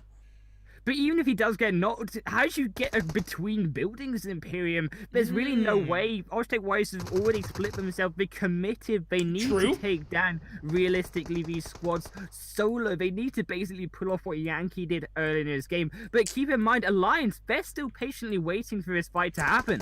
Well, they do have to move into the circle. The smoke road is going to be pushed in. Smoke after smoke after smoke. Alliance are a full squad, so they kind of can, in theory, afford to lose a player, as Rashid does go down at the hands of Discrim. That's going to give them a little bit more space. All the while, World of Wonder are fighting up against Iraqi Elite, with Sun HP getting knocked down. It gives the perfect space for the CAS team of Alliance to crash their way in, confirms the kill onto the member of Aztec Warriors. Now they look to put pressure onto World of Wonders. Enjoy is going to be flanking around the side, looking for Ruder. Vehicle's going to be blown up. He's going to get compounded down. He's going to get knocked down. Alliance looking to gain control of this phase 8 as the blue zone is closing in. World of Wonders are on the edge of the circle, down by the small tiny church area. Headache finds Sun HP. Keys is going to get taken out. This is the end of World of Wonder, and all the while KWT is doing everything he can to hold on as the side of Iraqi pushes their way in. Headache finds King, finds Ragnar. Now it's just 1 player left standing for Iraqi. Hamco gets taken out. That's the end of Aztec Warriors, and Alliance get a dominating victory in Vikendi. I talked about their positioning earlier in that game. They waited super smart for the rest of these teams to aggress onto Aztec. The rest of these squads did the dirty work for them when it was just a simple case of rotating in, super aggressive at the end. They delete away all of those 8 remaining members on the town side, and they also doing so secure 13 kills. Yeah, absolutely spot on. Like, of course, they did benefit from the fact that there was kind of 3 teams with 2-3 players up, rather than, let's say, 1 core full squad, you know, really ready to hold on to their control inside the circle. And they did benefit from taking out Rashid. And maybe my question of, should Rashid have joined up with KWT? I know that Alliance would have been able to move in, but at least Aztec Warriors would have been left with 2 players together to try and catch out another team, rather than having 1 player picked off at a time. But either way, it was what it was. It was a perfectly played game by Alliance. You know, I talk about how it doesn't matter how good of a position you have inside the circle, but if you can't take advantage, take control, and use that position to the best of your ability as a team, you're never really going to succeed. And if you ever want an example of how to take control of a circle and to take control of your position, you look at that game played by Alliance. Yeah, I think also credit to Alliance, of course, but also credit to the rest of the teams that also did the work on the other side behind them. All of those squads that were fighting Godsend, Arab GSG, you had Umbra there as well. They all got wiped out by each other, so there was no real back-end pressure coming against Alliance. So as a result, that zone also went in their favor, kept them alive all the way to the end. I think had that zone went towards the town, Alliance would have had to come in a little bit earlier, like Blaze did, right? And they would have maybe have suffered the same fate. Oh, so Alliance has, we saw, took this win with a 13-kill game. You had Iraqi Elite in second with 3 kills. You had Aztec Warriors in third with 3 kills. You had World of Wonder in fourth with 7, 8, 9 kills. You had Nike CS. Credit to Yankee. Man, he was absolutely fantastic for us. So it really made a huge difference because not only was he able to get 5 kills himself, but he moved his team's position from potentially 8th or 9th to 5th, and that was absolutely fantastic. Of course, we saw Blaze in 6th with 6 kills. It was overall a solid game from them. RGSG in 7th. Godsend in 8th with 3 kills. You had Umbra in 9th with 0 kills. You had FastPay Wildcats in 10th with 3 kills. You had Unicorn de Love in 11th with 7 kills. You had Class Game in 12th with 0 kills. You had Bloodline in 13th with 1 kill. You had Polarize in 14th with 4 kills. You had Punishers in 15th with 1 kill. You had Dream Eaters in 16th with 1 kill. You had Frag Machines in 17th with 2 kills. And 1218 in 18th with 0 kills. And honestly, to touch once again, I think, Nikes, before we move on to the next game, ImPERium, you know, with these changes to the game points as well, right? They have to survive. They have to be careful because now that these simple just waiting, moving from 9th to 5th to 6th, whatever position, you're gaining so many more points because only the top 7 teams realistically are starting to look at those game points. So if you aren't a team that has been getting those kills, you need to be looking at how can I just survive? How can I hide out in these zones to secure what could be 1 into 8 points from that game? Oh boy, oh boy, oh boy. So look, on that note, we will go for another short break, but we will be back on your screens for game 3. We're heading over to the desert landscapes of Miramar. So don't go away. Grab your drink, grab your popcorn, and see you in a few.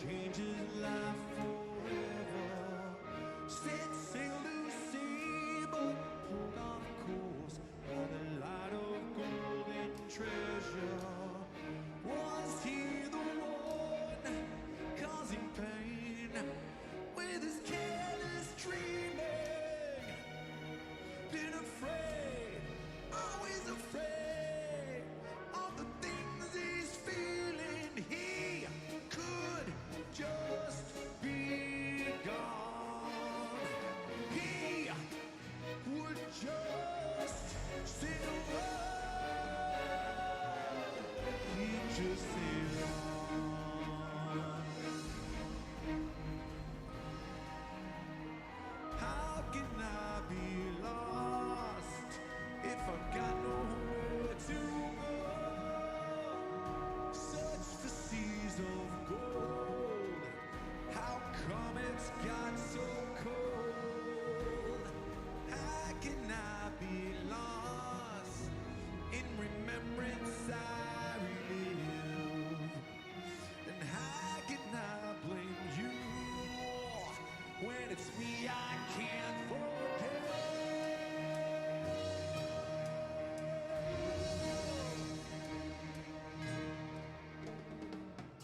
These days drift on inside a fog.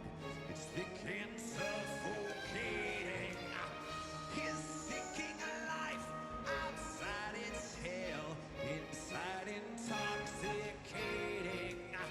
He's run aground like his life water much too shallow, slipping fast down with the ship, fading in the shadows now. Hey, chaos. Oh, wave on gone. They gone.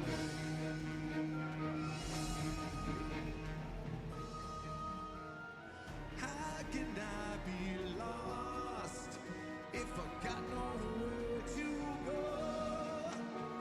Search for seas of gold. How come it's got so cold? How can I be lost in remembrance I relive? And how can I blame you when it's me I can't forget?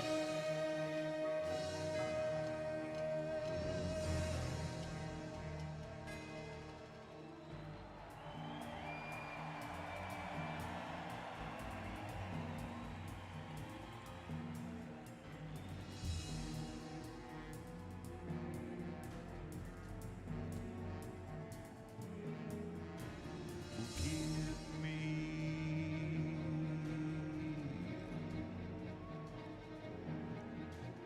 Forgive me not.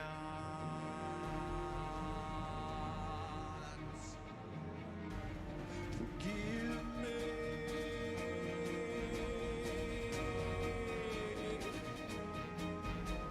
Forgive me not.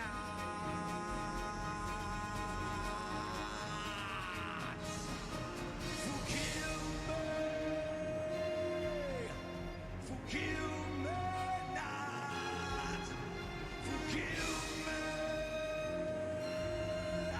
Forgive me.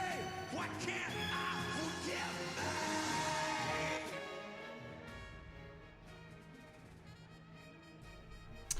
Welcome back, ladies and gentlemen, boys and girls, to the third game of the day in these Zenith Pro EU EMEA League Scrims. Of course, my name is ImPERium, and I'm joined with HighlandWolf. Yeah. Third game here. And feeling a little bit Spanish now as we move into the sunny tunes of Miramar. Gonna get a little bit hot and spicy for these games. And also now we start from rotations to positioning. ImPERium, that's what we're looking at going in, and how Alliance, they can, and also Blaze, these two chicken dinner winners so far, can use their positioning game to potentially take a second chicken dinner. Yeah, exactly. Sorry, just speaking to the YouTube chat kind of live. Thank you very much to Koski for accepting being a moderator just for the Turkish language. So if he ever happens to see anything that is rude, he can delete it, because we try to be nice here and only accept nice positive comments in the chat, because we're a nice, positive place, and try not to spread hate. Don't get deleted, basically. Don't get deleted. And then Hugo was wonder if there's any commands on the YouTube chat. No, not that I know of. I don't even know how to really set up commands in YouTube chat. It's something I do have to explore, to be fair. But anyway, we're into the start of this game in the next 35 seconds. So we'll have to wait and see. Miramar, game 3. Yeah, I'm liking the idea of this. Yeah, so am I, ImPERium. It's okay, it's okay. You know, Miramar here going in, I think it will be super spicy. I think it's always just depends on whichever team has a better positioning, ends out on top. It's so, you know, left and right, and whichever team can win it until those final moments. I think looking into it, potentially we look again at Polar Ace. They've been statistically so far, Miramar, pretty good at their positioning. They often do quite well here.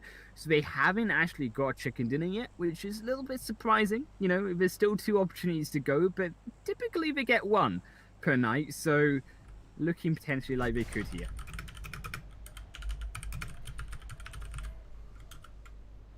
Playing path here. Also going to be splitting down the middle once again. Going to be going around both Picardos. So we're going to be looking at both Blaze and Bloodline over there. And also going to have to look at the likes of Polar Ace and also Class. Potentially, do we go for Los Leones a little bit further this time for their hot draw? But they might choose to go do so. You know, Alliance are also going to be dropping over the water treatment. Their usual place. They like to get...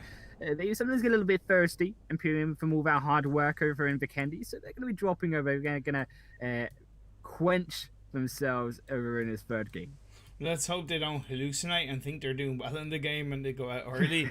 I was just quickly responding to Aura in chat because she was like, "I'm noob at YouTube too," and I just said to her, "Are you not noob everywhere?" And she's like, "Okay, potato." Had to be said, Aura. Absolutely love you. But Don't be so brutal to Aura. Come on. Alliance into our GSG straight off the bat. I'm expecting a few early game fights in this Miramar game, to be perfectly honest, because of a heavy northern playing path. But we'll have to wait and see who kind of comes out on top. Bayat was knocked down, so it's Andalito, Zoro, and Lau left standing. But he's a kind of a 1v1 for Andalito, as he's able to get knocked down on the headache. Can this Scrum play around this? He is on the kind of lower, don't know if it's a turbine thing, but Lau's now looking to join up with his GSG teammate. Headache has been able to at least give a relevant amount of information to his teammate Discrum, but I think there's a high chance he's not going to survive that. Well, we might survive a little bit longer, you know. Here comes the caveat here, as now Ruda and Genu make their way in with that vehicle, and they'll just park it right up beside the water treatment. Potentially now Zoro, being away from the rest of GSG, puts them at a disadvantage, which makes it an even 3 versus 3, despite the fact, as you say, they've already found Headache early on. Yeah, I'm not going to really pan over to that fight too much because I think it's just not really that interesting. Right now, I do want to just talk about this circle. It's quite heavily on the east city. It is north to the point where it is kind of a little bit complementary to the playing path, but there's a lot of water in play, and I'm telling you what I'm praying. Highland, I'm praying for that juicy end circle on those 2 islands. That's what I'm praying for.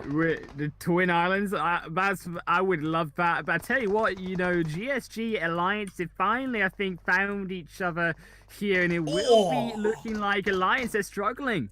Yeah, National Genu with that M16 able to get that knockdown, confirmed kill, and now it's just going to be Andalito left on his own looking for those jump shots in. He's going to take off the member of Andalito. No, he's actually going to get taken out. National Genu with the M16 on the Andalito. And it does leave Zoro now, the last player standing for Arab GSG. Did Andalito go in a little bit too deep, too quickly? I can't help but think so. It's given the space for National Genu to get the revive up onto one of his teammates. Now he's looking to get off the second one, so it is becoming a 3v1. M762 in the hands of Zoro. looking for the 1v3. Goes for the jump shot. He's out in the open. It's not going to be easy, but he gets a knockdown on the natural Janu. But now, with the grenade, it's going to be actually discriminating himself. And now it's going to root on his own. As Zoro gets a 1v3 onto Alliance.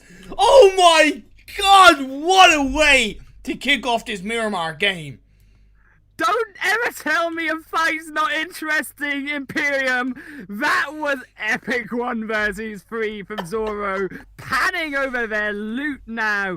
But over in Picado, potentially fight's not done just yet. Because Blaze, Iraqi Elite, they're on the edge of zone. Potentially one of them on the edge of life here for his 3rd game.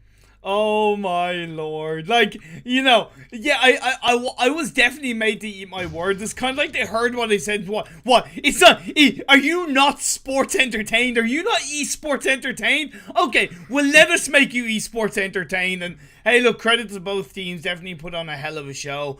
Of course, it was our GSG that came out on top. Yeah, looking at this Picado fight right now, we actually do have a Hamco in the hotels across the road, so that is a lovely off angle. However, I do like Winnie Sevens and position compared to the rest of his team. Blaze did lose Corsair, so that's gonna be a little bit painful, but right now I think it's a little bit even Stevens on the position right now.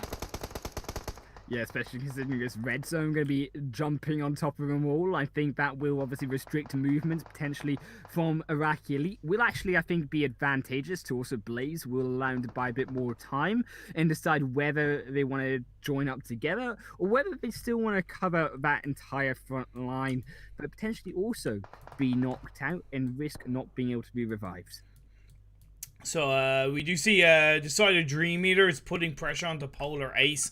Polar Ace have lost 2 players, Ked and Elusa, so it's just Jody and Savage X left standing for their side as they play onto the high ground on the Chumacera region. Dream Eaters did rotate from the more northern area, but rotating on towards the south side, heading in towards the circle is definitely not a bad choice, considering that playing path was more heavily up north.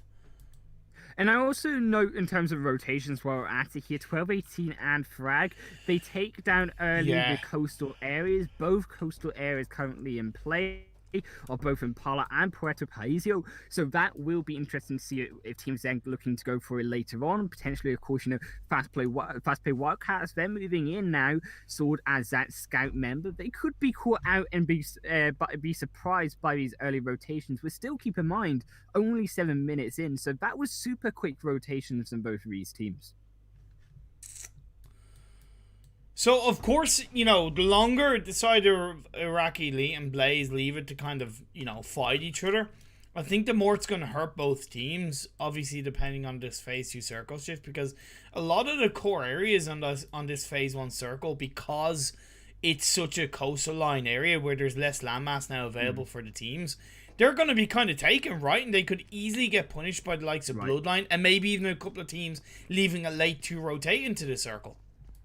And do you know what I'm also surprised about in terms of positioning here is actually the fact that La Bendita is totally untouched here in ImPERium. No team is taking it, and I'm super surprised considering also not just as a position on the map, but also the vision is granting. But I think finally Polar Ace, they found it looks like potentially decided Dream potentially are a little bit further into the zone, so they can, of course, gatekeep Dream Eaters out of Chumacera and across that road, also giving them a little bit of leeway against their enemies. Yeah, it was a clean kill onto Old Boy, who was going a little bit forward, doing a bit of scouting. I think that was definitely a tiny bit sloppy from Old Boy, because considering they'd taken down 2 members of Polar Ace, they shouldn't have been so confident that Polar Ace had disengaged away so heavily from Chumacera, and you've kind of got to expect the unexpected.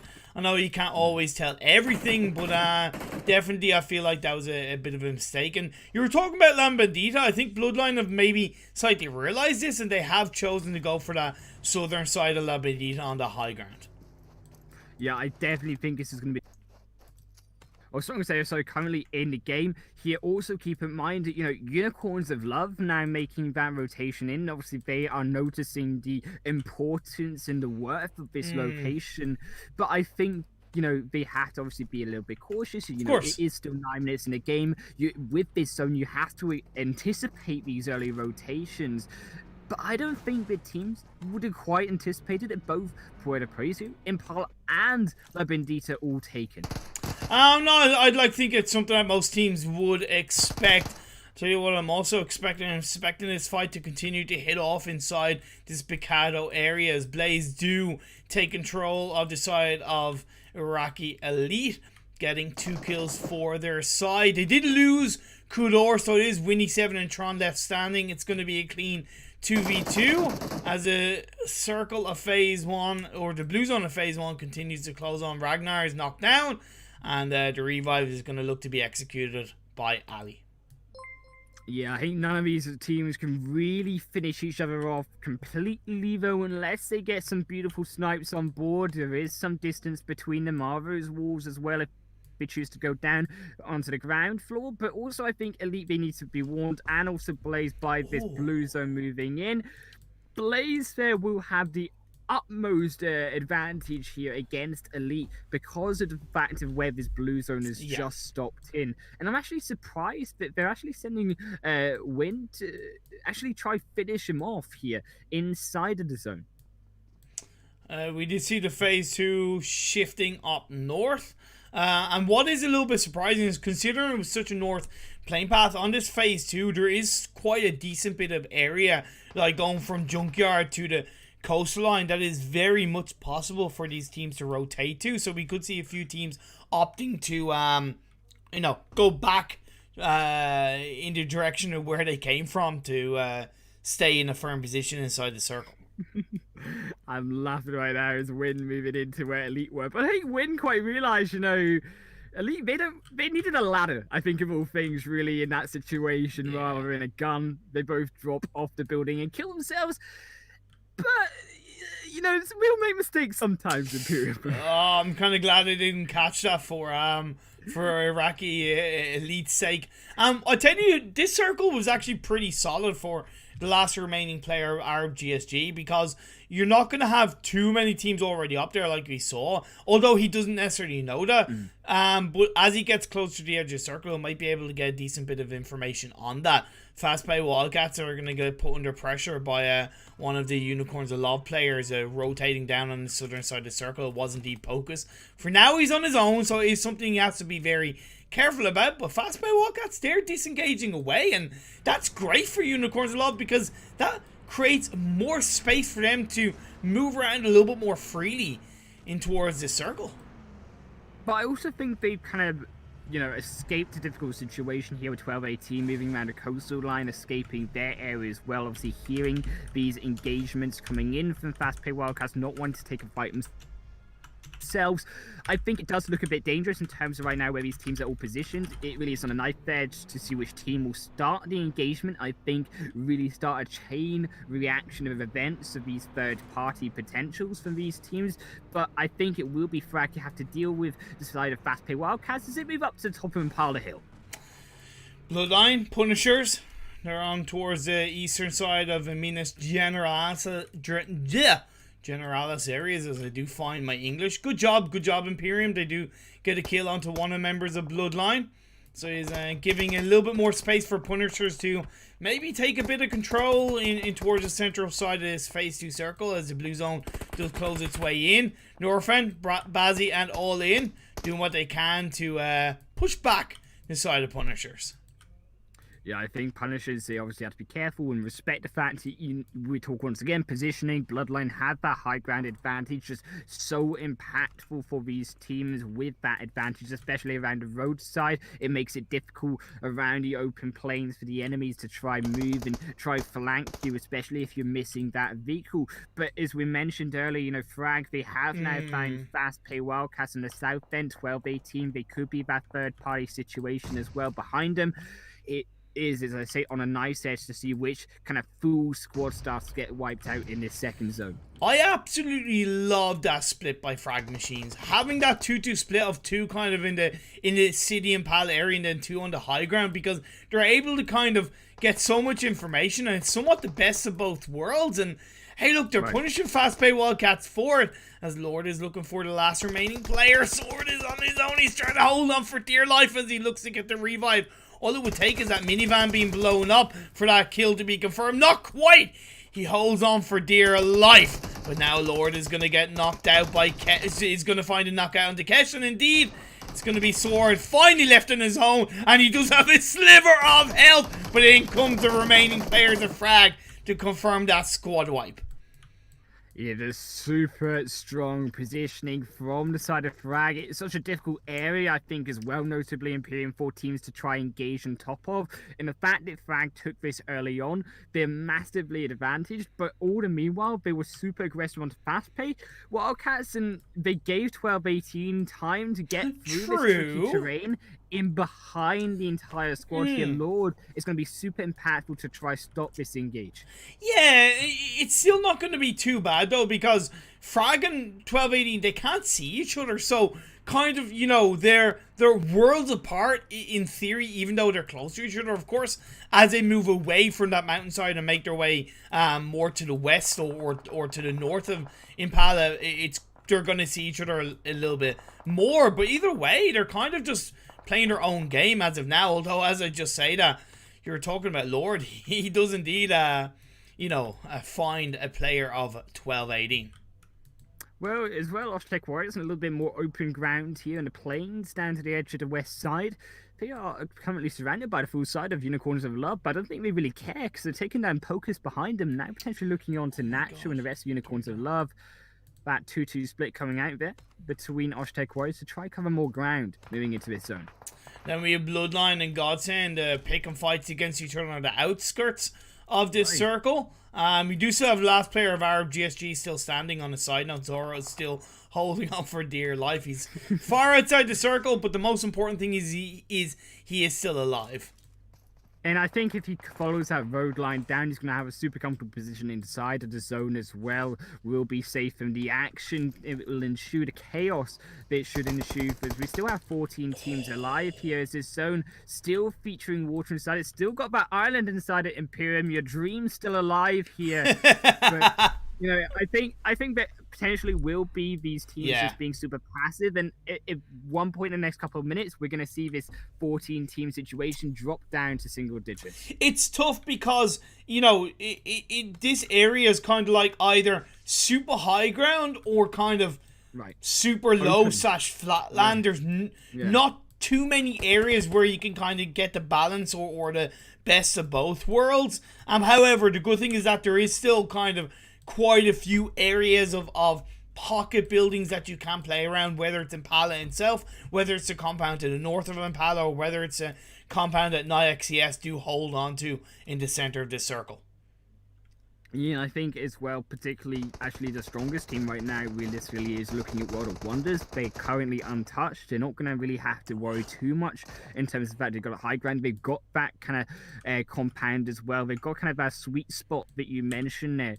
They're currently controlling. Still, teams are above them. They do have to be a little bit careful, but it doesn't matter. They have found looking like one knockup. They're potentially going to try finish off Team Member from a distance, help Bloodline execute them away. A second knockup now going over. Yeah, this is going to be really good for the side of Bloodline if they can take out Umbra. But Godsend third-partying this from outside the circle. It's a higher ground area, and this is kind of, you know, this is kind of what I talked about in terms of it's a tricky area to play around. If Norfen can suppress the members of Godsend, might be able to get the revive onto All In. Luckily, Style is kind of not really in a position along with his teammate Vindex to really get the shots off on the Godsend. The next phase does pop up and it goes heavily up north, giving a bit of space for Zoro from Arab GSG to be all on his lonesome, and he's just kind of looking at this going, Jesus, sweet Mary of Joseph. He's laughing. You know, I'm loving this. Right now, isn't Man. All these teams. And interestingly enough, that plane pass started off at the north side there. Nix really suffering the fate of Frag there. But, that plane pass started off at the north side. True. all of these teams chose to go to the south, and as a result, they're being punished for it by this zone.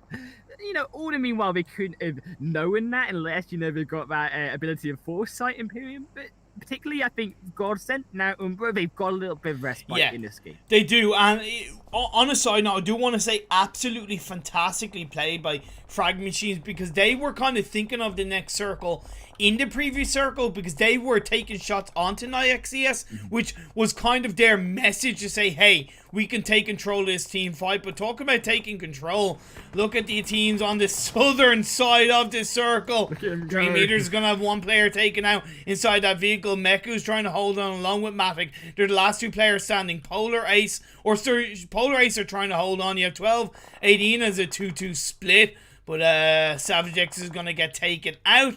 So it is going to leave Polar Ace with just Jody left standing, and he's further back even more. And Dream Eaters there, Meku and Matic, they've at least gotten into the circle. And also, meanwhile, World of Wonders, they could have AFK, they could have got coffee, come back, and nothing will have changed to ImPERium, but still sat comfortable inside the zone. No teams really come for them. So sitting pretty on their king and castles right now. In the top of the mountain side, there's Godsend try invade on top of him, but I think it's going to be a little bit trickier instead here, because look at the terrain around World of Wonders. There's super flat ground all around him, and that just acts as a really catalyst for the World of Wonders here to try assassinate and rack up those kills. Well, it's going to be important that they do that, because now as we're heading into phase 4, phase 5, it's going to be so important that they start to gain control of the circle. And when I say gain control of the circle, I mean like being proactive, shooting up against teams who are either inside or outside the circle, taking players out, taking teams out. Of course, grabbing those kills, grabbing those points, but of course, making sure that you are not suppressed as a team. As the next phase does show up, it does once again goes on towards the eastern side. Sun HP does get knocked down. This is kind of what I talked about. It's hurting World of Wonder, and Joy gets knocked down by Godsend. Two teams sniping two players out of World of Wonders, and that is not a good sign.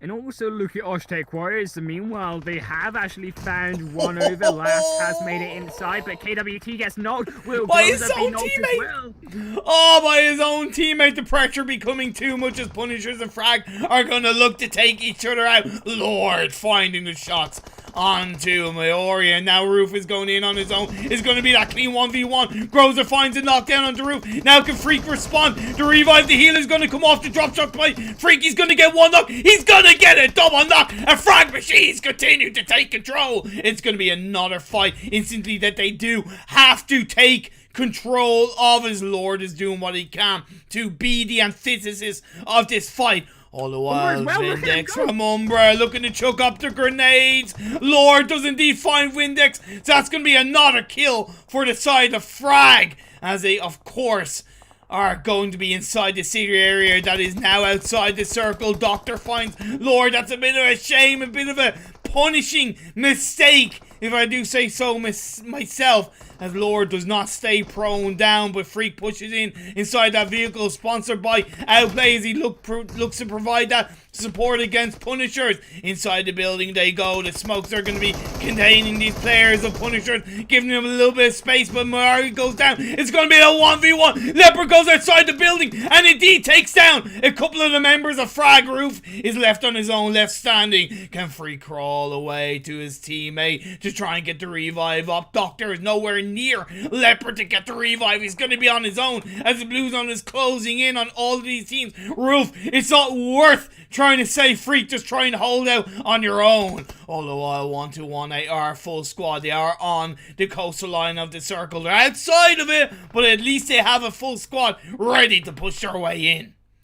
And World of Wonders, who wiped out Godsend, now they're moving down to the road. Good. This road splitting through the middle of this zone, causing so much problems. And I think Zoro, honestly, with the best position in this zone. The only player in the zone. He's the only player inside the zone, although, as I say that, Dream Eaters have made their way in, but is he going to be able to catch out the members of Dream Eaters all the while? Wow, World of Wonders are wowing us right in front of our eyes, getting those knockdowns on 1218 from the high ground position. I think that's really good. That's very important for World of Wonders, because the more knockdowns they get, the higher the chance they're going to take a control inside the circle when they move their way in. It's kind of what they should have done maybe a little bit earlier on in this game. Dream Eaters, the two men left inside this team, do they know that Zoro's there? They see a vehicle by that shack. They're going to add up the maths. They're going to go 1 + 1 = 3. There's a player inside this shack. But of course, will he be able to beat a surprise attack? Indeed, Zoro will get spotted out. He moves outside the building, tries to push out Matic, but a grenade is going to be cooked up by the Dream Eater side. Is it going to be barbecue time, baby? Is it going to be a blow up in your face? Indeed it does! Boom! 180 in the world of darts, and that's going to be Dream Eaters racking up another kill. As GSG, credit to Zoro, got his team into 5th place. Yeah, all the way off about 1 versus 3 situation, but here come WoW coming down the mountainside, and 12-18, they're gonna fall. Oztech Wise also needs to make it down, but it's gonna be versus Dream Eaters this finale. Oh, wow, okay, that little high ground lip of the hill to have a loud World of Wonder to cross over the road, and Meku got inside the bike for some reason. That's a little bit weird, because you're out in the open, realistically. I know he's trying to make his way to his teammate a little bit quicker, and I kind of get it, but at the end of the day, it's a really high risk, but ultimately not the high reward he expected. Matic is on his own. He's going to look for Enjoy. He gets a knockdown onto Enjoy. Incredibly great play from Matic of Dream Eaters. Now going to look to cook up a grenade. He knows that he has to try and confirm these kills in the quickest time he can. Smoke being thrown out to the side. The circle has moved down on this phase 7. It's gone in the favor of World of Wonder, but of course Matic, I believe, is just about on the edge of the circle. But Keys with the grenade gets a key to the door of the chicken dinner and confirms the win for World of Wonders. That grenade to finish it off and seal the deal, shut the door on the rest of Dream Eaters. World of Wonders taking it with a juicy 11 kills. But, you know, props to Dream Eaters there. They played it smart, getting themselves to 2nd position off of what was an incredibly difficult zone for all of these teams, also making themselves with 5 kills. Wow. And like I talked about World of Wonders' position, yeah, okay, they did benefit from the circle kind of being in their favor for the majority of the game, and I did question whether they were going to be able to hold on to their position when it started moving closer into their position, and we did see 2 players knocked down. However, it seemed they did recover against Scotland. I think it helped them that the likes of Frag Machines and I forget who else it was, were kind of distracted by each other on the southern side of that area. But at the end of the day, World of Wonder still must have done a good job to put the pressure, take down Godsend, and of course then they could focus further inside the circle. Honestly, I think one of the key plays though that I have to praise is again just Zoro for that amazing 1v3. And, you know, had that gone a different way, then Alliance makes that 5th place position realistically there as well. So that was pretty much for me the core fight of the game, because it determined whether you went out first or whether you made it to the final zone. So World of Wonder is winning this game 3 in Miramar with 11 kills. Yeah, Dream Eaters in 2nd on, hey, some solid rotations, although they did lose a couple of casualties, but at the end of the day, they kind of ignored it all, chose for that circle position, and benefited off the back of maybe 12-18 being a bit passive on there and repositioning. 5 kills along the way for them. Oztech Warriors in 3rd with 6 kills. You had 12-18 in 4th with 3 kills. You had Frag Machines in 5th with Freak getting 6 kills alone, and then in total they got 9, 10, 11, 12, 13 kills for them. Definitely impressed with how Frag Machines are playing at the best of times. GSG, Arab GSG in 6th with 3 kills. You had Punishers in 7th with 6 kills. You had Polar Ace in 8th with 1 kill. You had Godsent in 9th with 2 kills. You had Team Umber in 10th with 5 kills. Nicely played by Vindex, getting 4 alone. You had Unicorns of Love in 11th, getting 1 kill. They haven't had the best of days today. Of course, this is a tougher lobby. Bloodline in 12th with 1 kill. You had Blaze in 13th with 3 kills. You had Nyax CS in 14th with 0 kills. FastPay Wildcats in 15th with 0 kills. Iraqi Elite in 16th with 1 kill. Class Game in 17th with 1 kill, and Alliance in 18th with 3 kills. I think it almost feels a bit different, right, heading into this final game tonight. Often these scrims, we've seen it more EU, dare I say, their region be stronger moving through those previous games and those previous nights, but I think especially that we've seen much more aggression and much more difficult rotations because of the way these zones have been playing out. Favors more towards the likelihood of these aggressive CIS teams, favors more towards these other regions that like to play a bit more aggressive heading into these matches. So I think, EU as a region are struggling, but there's still options. As we mentioned, Polar Ace have statistically, I think, always gotten, I may be wrong, here, if not most games, most nights we've been playing, always gotten at least one chicken dinner. So it's weird to see. It's almost weird to me, right, to see them down so low in 8th position, especially in Miramar, which was such a strong performance from me yesterday. True. Yeah, and that's the thing. Like, again, they are playing, like, in theory, a different roster today compared to yesterday. So those elements do kind of come into account, and especially the fact that these are just scrims, so it's something to think about. And of course, we're still gonna kind of take elements of what we see from these scrims and apply them to a speculation on what we might see in the EMEA League. I can tell you now that, in my opinion, the standard is so high coming into the EMEA League. The level of aggression, the amount of, like, we've seen, in my opinion, we've seen more times of even teams winning a 1v3, right? Whereas you got the last player standing getting that 1v3, that 1v2, and I think it should help the teams realize that they can't take a fight for granted, that they can't presume they've won that fight, that they do have to be absolutely tight knitted as a team until they close out in the engagement, until they get that squad wipe. They cannot presume anything. And that's something too that I think that's a huge sign of what we might see in the EMEA League if teams don't start tightening things up. Yeah, I mean, I definitely think that even in terms of positioning and rotations are super important in lesser leagues and lesser, tougher scrims, if you like, in games. ImPERium, maybe a misposition isn't so impactful, but especially in terms of those positioning in a final zone set of Miramar, even the slightest misposition you saw from Godsent, you maybe saw from, as you say, Punishers, they couldn't quite make their way in. Umbra also misposition moving in later, Architect Warriors, they split apart. These small mistakes before a fight breaks out just cost these teams so many points and so many potential kills.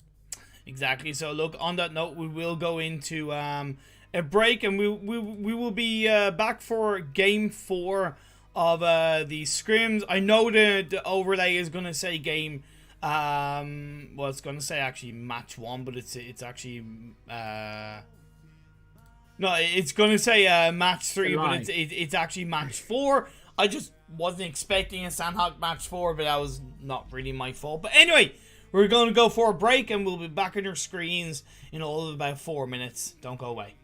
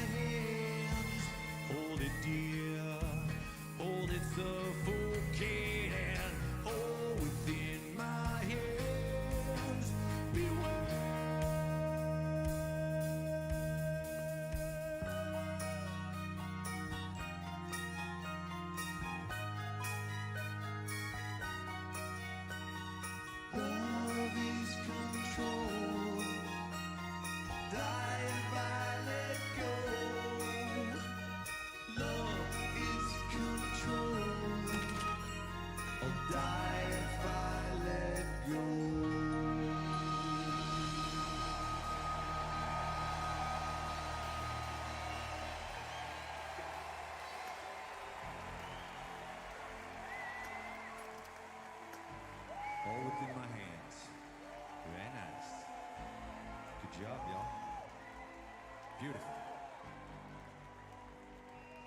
All right, so now is a extra special moment. Really taking a risk, going way out there. I'm not sure if you remember Cliff Burton, but we certainly do.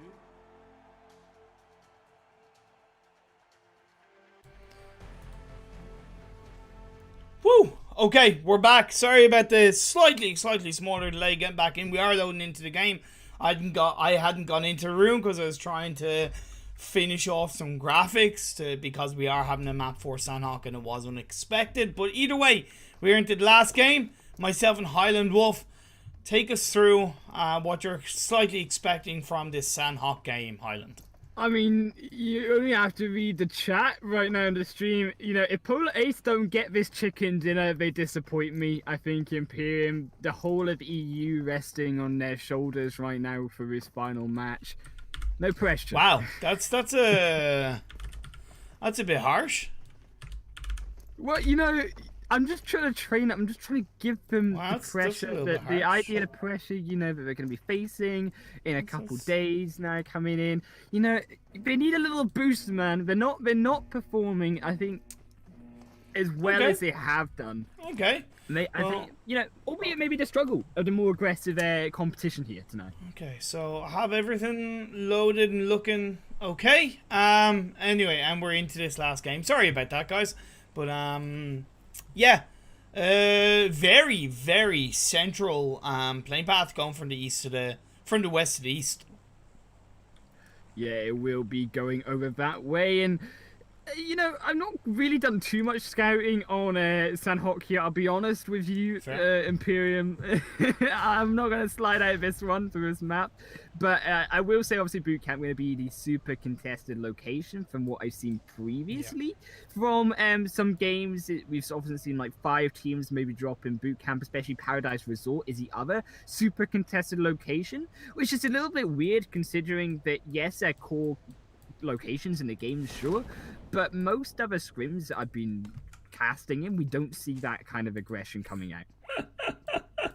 Well, you mentioned boot camp and Paradise Resort, another area that has a couple of teams as Ruins. Blaze Esports have started the area of control, knocking down one of the members, or killing 2 of the members of Punishers, leaving just Maury and Brusque, 2 players left standing for their side.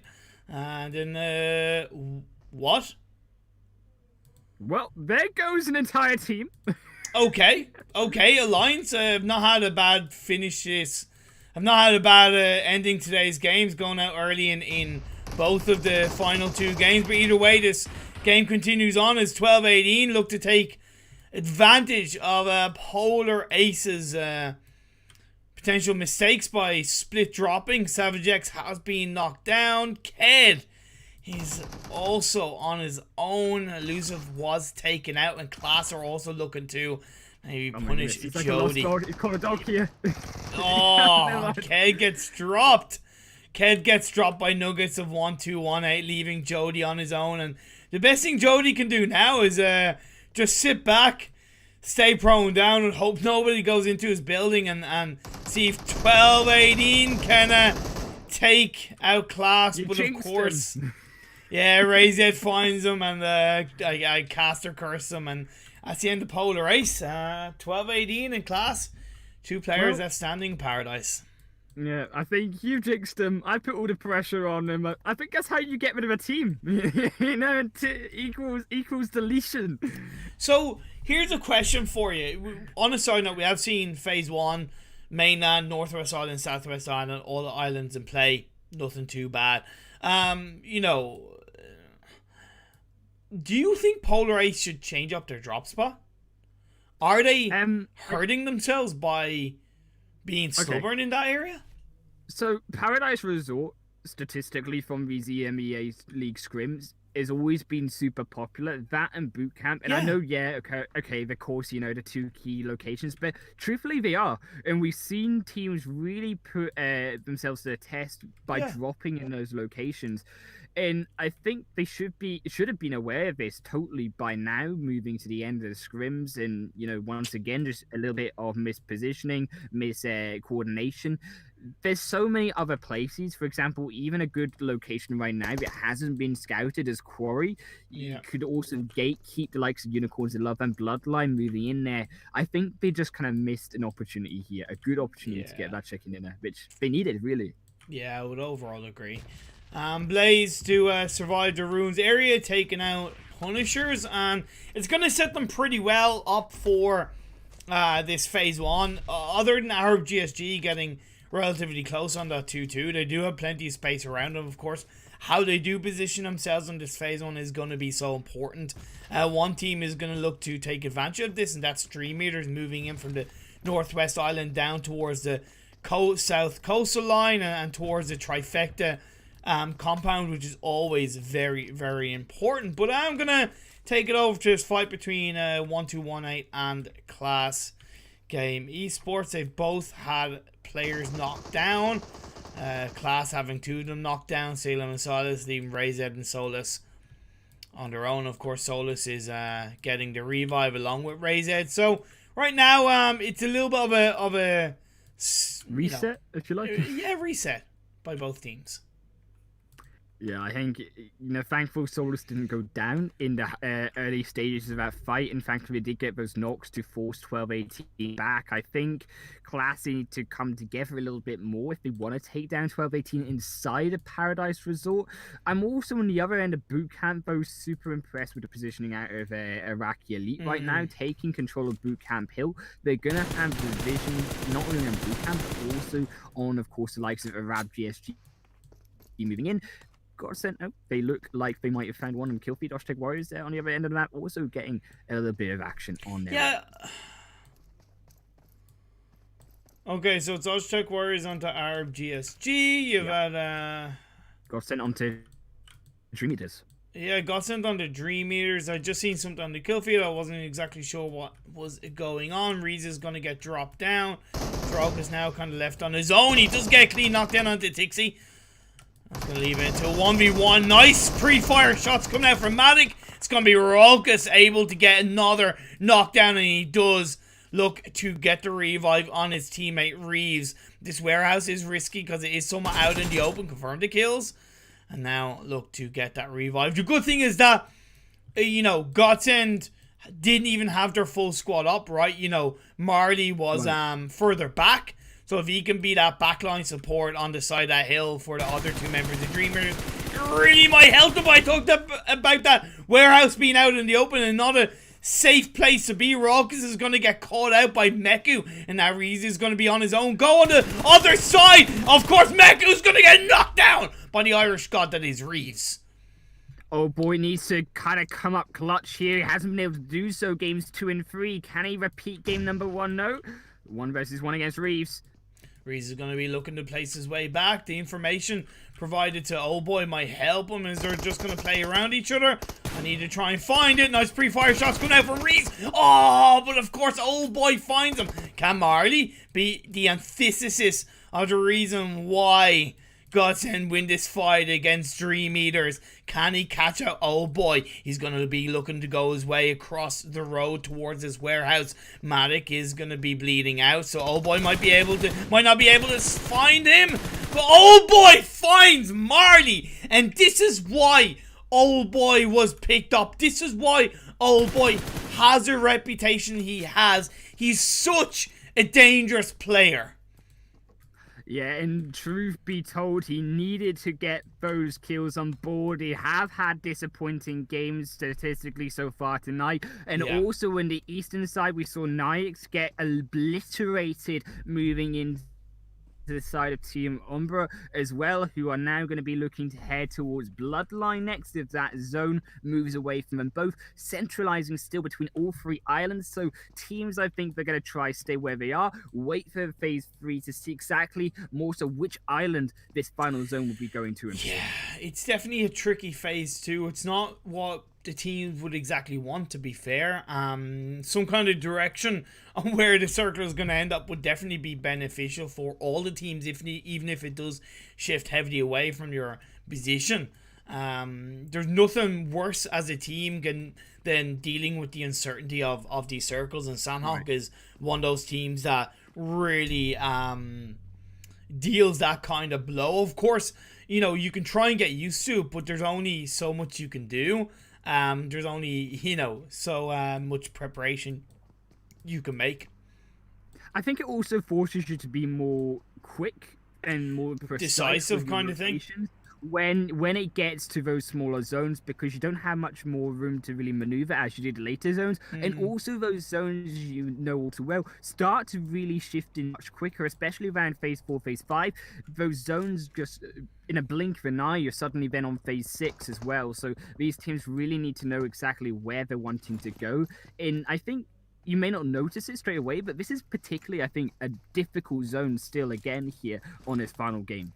Yeah, it really is. We do see a side of 1-2-1-8 on the eastern side of boot camp. You do of World of Wonder having Zessie away from the boot camp area, and I think that's a great bit of positioning coming out from World of Wonder, because he's able to have the high ground information sightlines on so many teams around him. Of course, he's not grabbing as much information to the west as the circle has gone in their favor, but at least for the teams on the eastern side of the mainland, it was a really great call for World of Wonders.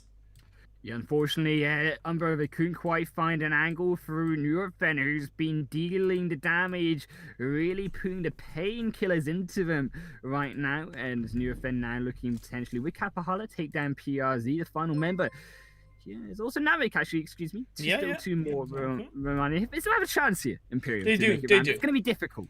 Yeah, it's not going to be easy. The circle did shift down on towards the southwest, so it is more edging closer towards the southwest island. It's going to leave Arab GSG in a pretty solid position on the high ground overlooking the bridge. It's a really great position by those compounds. You also have Frag Machines also setting themselves up pretty nicely. Ralph is doing a little bit more scouting towards the center of the circle, leaving the rest of the team in the back line. And I think that's absolutely perfect position for Iraqi Elite. They are setting themselves up as well to possibly punish World of Wonders and the side of 1-2-1-8. But we'll have to see how that does pan out. Yeah, I think still we don't see many team fights, I would predict here, but we do see these rotations that will be forced out by these teams to decide where they want to go, where they want to try put their chances on this final game here. And I certainly agree, both Elite and also Dream Eaters, they have really good positioning for vision.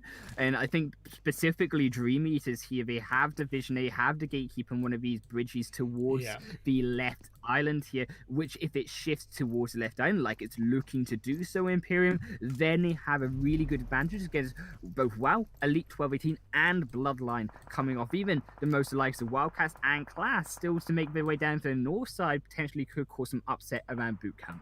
Yeah, we have seen FastPay Wildcats punish Class but also get punished themselves between World of Wonder coming in from the boot camp area. So hopefully Sword will be able to heal up. He will indeed, but I don't think Bava is going to stay surviving unless Moss can get to him in time. Solus is going to get sought out by Merp, but Solus is inside the water swimming with the fishes. Are FastPay Wildcats aware of that? Are they being a little bit too narrow-minded if they do look for Solus? And will he get picked off by World of Wonder? We'll have to wait and find out as the blue zone does close in. Frag Machines have done a great job of taking down Oztec Warriors. We didn't quite see it, but I did talk about that positioning played by them, and they've done an excellent job of holding on to it as the circle closes in. We will see the next phase popping up. It does go very heavily down south, and honestly, as I said, even though the teams up north in the mainland are now outside the circle, I don't think they should be too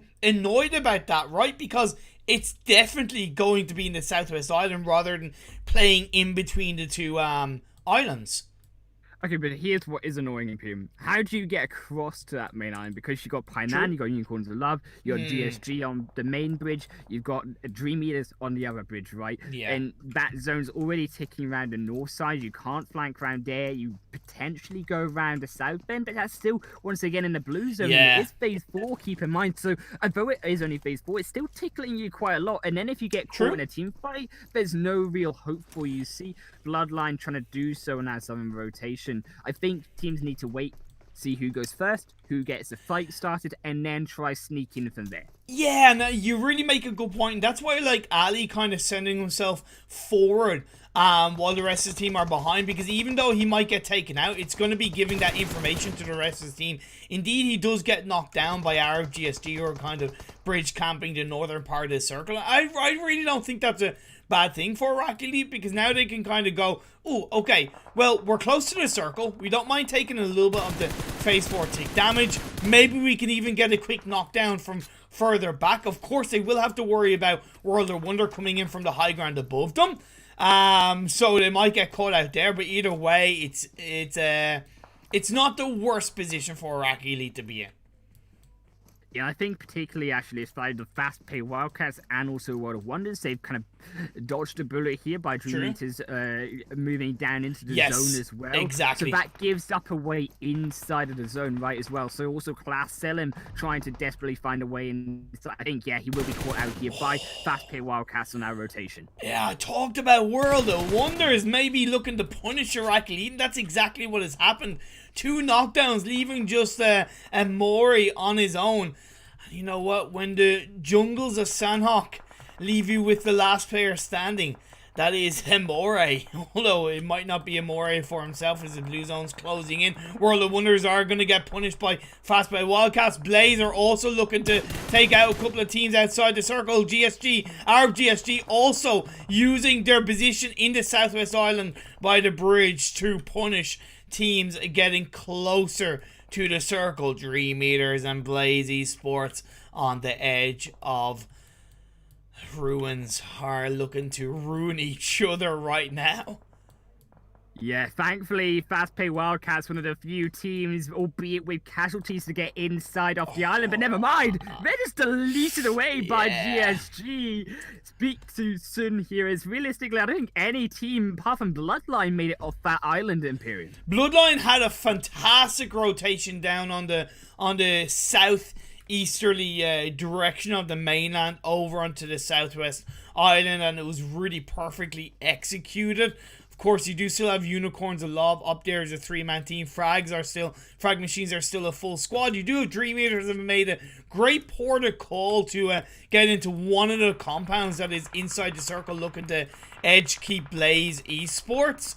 And then all the while, Frag Machines looking to punish Bloodline. There's only so far they can go. Kapahala is now the last player standing. Oh boy, finds one of the players of Blaze with a beautiful M24 shot. Pate Bolte headshot indeed. Unicorns of Love do find 1218. I do apologize for missing a lot of the action, but it is kind of, you know, coming at me at the speed of light. Let's focus on Arab GSG's viewpoint right now. They've done a great job of holding on teams in the mainland, but now can they get their way into the circles, or down to the last 6 teams? But look at the positioning where he seems to have to go down. They have to go down the hill and towards Dream Eaters here, who's moved away. Blaze now had to be that first team to assassinate them off their positioning. But still, all these squads are moving down the hill. Who goes first? Who risks their life, ImPERium? Oh, look at Blaze surviving that Molotov by mere inches. Thrown out by Meku. Oh, boys on the other side looking to really keep the pressure on the Blaze Esports. They are outside the circle, but will Dream Eaters narrow mindedness onto Blaze give Frag Machines an opening to third party this team fight? I get Blaze are stuck. They don't really have anywhere to go. They're looking to play around the smoke area. There's no more grenades, I feel, on the hands of Dream Eaters. But Kudor and Weenie have gotten closer to, oh boy, will he be suppressed right now? Is that 1v1? It's going to be a clean knockdown each side. as Kudor and Old Boy are respectfully knocked down from each other. Frag Machines also now coming in. They do gain control of this compound. It is the only one inside the circle of phase 6, where will phase 7 go? The Blue Zone is closing. Our GSG are coming in from the northern side as well. They have 3 players up as phase 7 is about to hit our screens. I love it. GSG went round the backside into this positioning. They can now pressure Frag, but also look at Blaze behind. Dream Eaters could cause this upset, ImPERium. It could be an upset indeed. Winnie looking for the mech in the 1v1. And Winnie comes out on top. Dream Eaters, you've been shut down by the Turkish side of Blaze. Now the 3 teams left standing: Frag Machines, Arab GSG, and Blaze Esports. The revive was executed onto roof, so it's 3v3v1 as this compound is in the center of the circle. 5 seconds until the blue zone starts closing. Arab GSG are using those rocks, those trees, to their advantage to edge closer to this compound, but the Frag Machines are aware. However, one thing I don't like about Frag Machines is that they have all their players inside that one building. Right, if GSG then decide, well, hey, we've had enough of this, throw several grenades or smokes to block vision, then GSG can definitely move ahead into this zone. And I think Frag Machines have realized this because they sent Frag outside the building, proning down, but he's being caught out by Andalito. I'd like to see Frag Machines respond as quickly as possible. Roof is trying to crawl away. He's most likely going to lose his life. It's the second time he's got knocked down. So it is given chance for our GSG to push in. Freak is going to get knocked down. Nice push coming out from the side of our GSG, just leaving one player left standing from Frag Machines. Can't outplay our GSG. No, he can't. And our GSG come out on top of this team fight. We're down to the final 2 teams. It's Blaze versus our GSG. Can he get the 1v3 playing around on the side of that building? On the side of the door, look for a shot. He gets 1 knockdown. He's not going to get second now. Knockdown coming in for the blue zone. That's going to be our GSG compressing, compounding, and claiming this chicken dinner on the last game of the day. That was so close, ImPERium. He couldn't finish off the person in front of him quite. Just a little bit of health keeping him alive, and as a result, they couldn't turn around in time to answer the backstab onto them. And as a result, GSG, they take the final chicken dinner with a super healthy amount of kills as well. 11, 14 kills. I think that's the most kills we've seen out of a single game here, closing out in Sanhok. And look, they had decided to make that push into the Southwest Island before it was confirmed to go in that area, to be fair. So in theory they did make a little bit of a risky call, but in my opinion you're much better off being decisive with your positioning. Right. You know, if there's that RNG element, just like kind of, you know, lock in your position. Like Iraqi League kind of did that, so did WoW, and even though it didn't go towards them, I'm going to give them credit for at least kind of choosing to stay on that mainland. But our GSG moved in early on that Southwest Island, and they really benefited from that. The fact that they were so proactive on that position, pushing teams back, claiming kills, taking out squads, it meant that when it came to them moving in to the circle and kind of being forward thinking on the next couple of phases, they had the clear head of the fact that they'd taken out most of the bodies around them and behind them.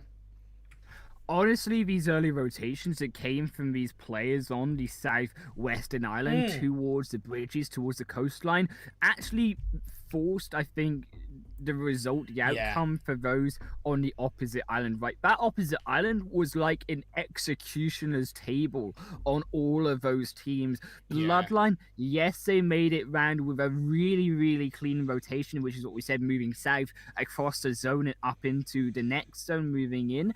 But albeit they then got caught out moving uphill, they couldn't survive long enough into those final zones because the teams that were already in the island had that positioning. They already had set up the positioning by the time Bloodline just got even into the action.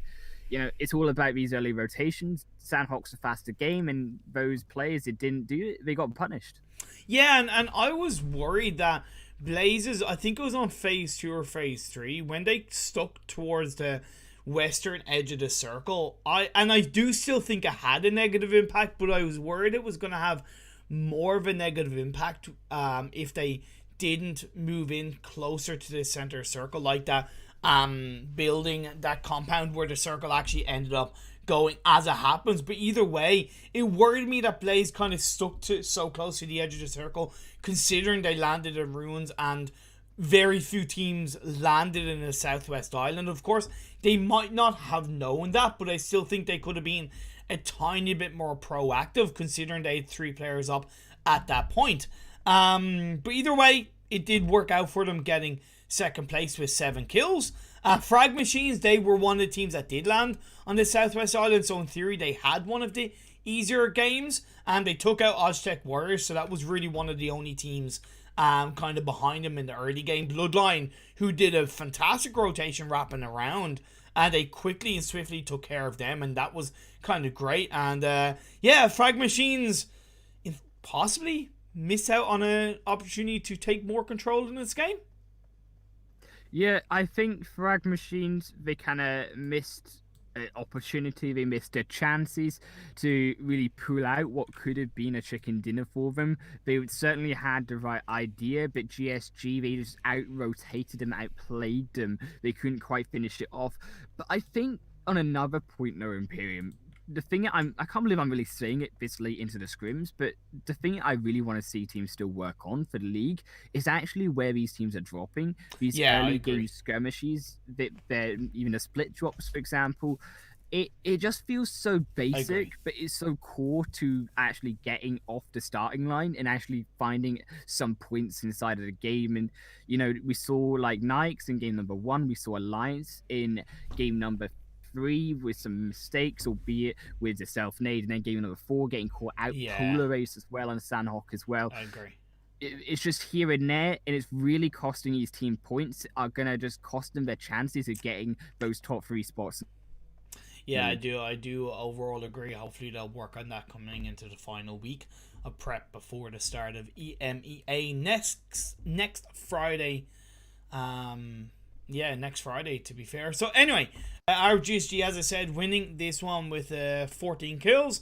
You had Blaze Esports in second, getting 7 kills. You had Frag Machines in third, getting 4, 5, 6 kills. You had Dream Eaters in fourth, getting 5 kills. You had Unicorns of Love getting 5th, relatively quiet, but at least picking up 2 kills along the way. Bloodline in 6th with 3 kills. You had 1218 in 7th with 3 kills. You had FastPay Wildcats in 8th with 4 kills. One of the teams that got caught out from the mainland. You had Iraqi Elite in 9th, getting 1 kill. Another team that got caught out. You had Umbra in 10th with 4 kills. You had World of Wonder in 11th with 4 kills, getting caught out not only from the teams in the Southwest Island, but even from Iraqi Elite on the north side. You had Class Game in 12th with 2 kills. You had Oztec Warriors in 13th with 1 kill. You had Godsent in 14th with 2 kills. You had Nyax CS in 15th with 0 kills. Punishers in 16th with 1 kill. You had Polar Ace in 17th with 1 kill. And you had Alliance in 18th with 0 kills. And I think it's something to be said when I think like the bottom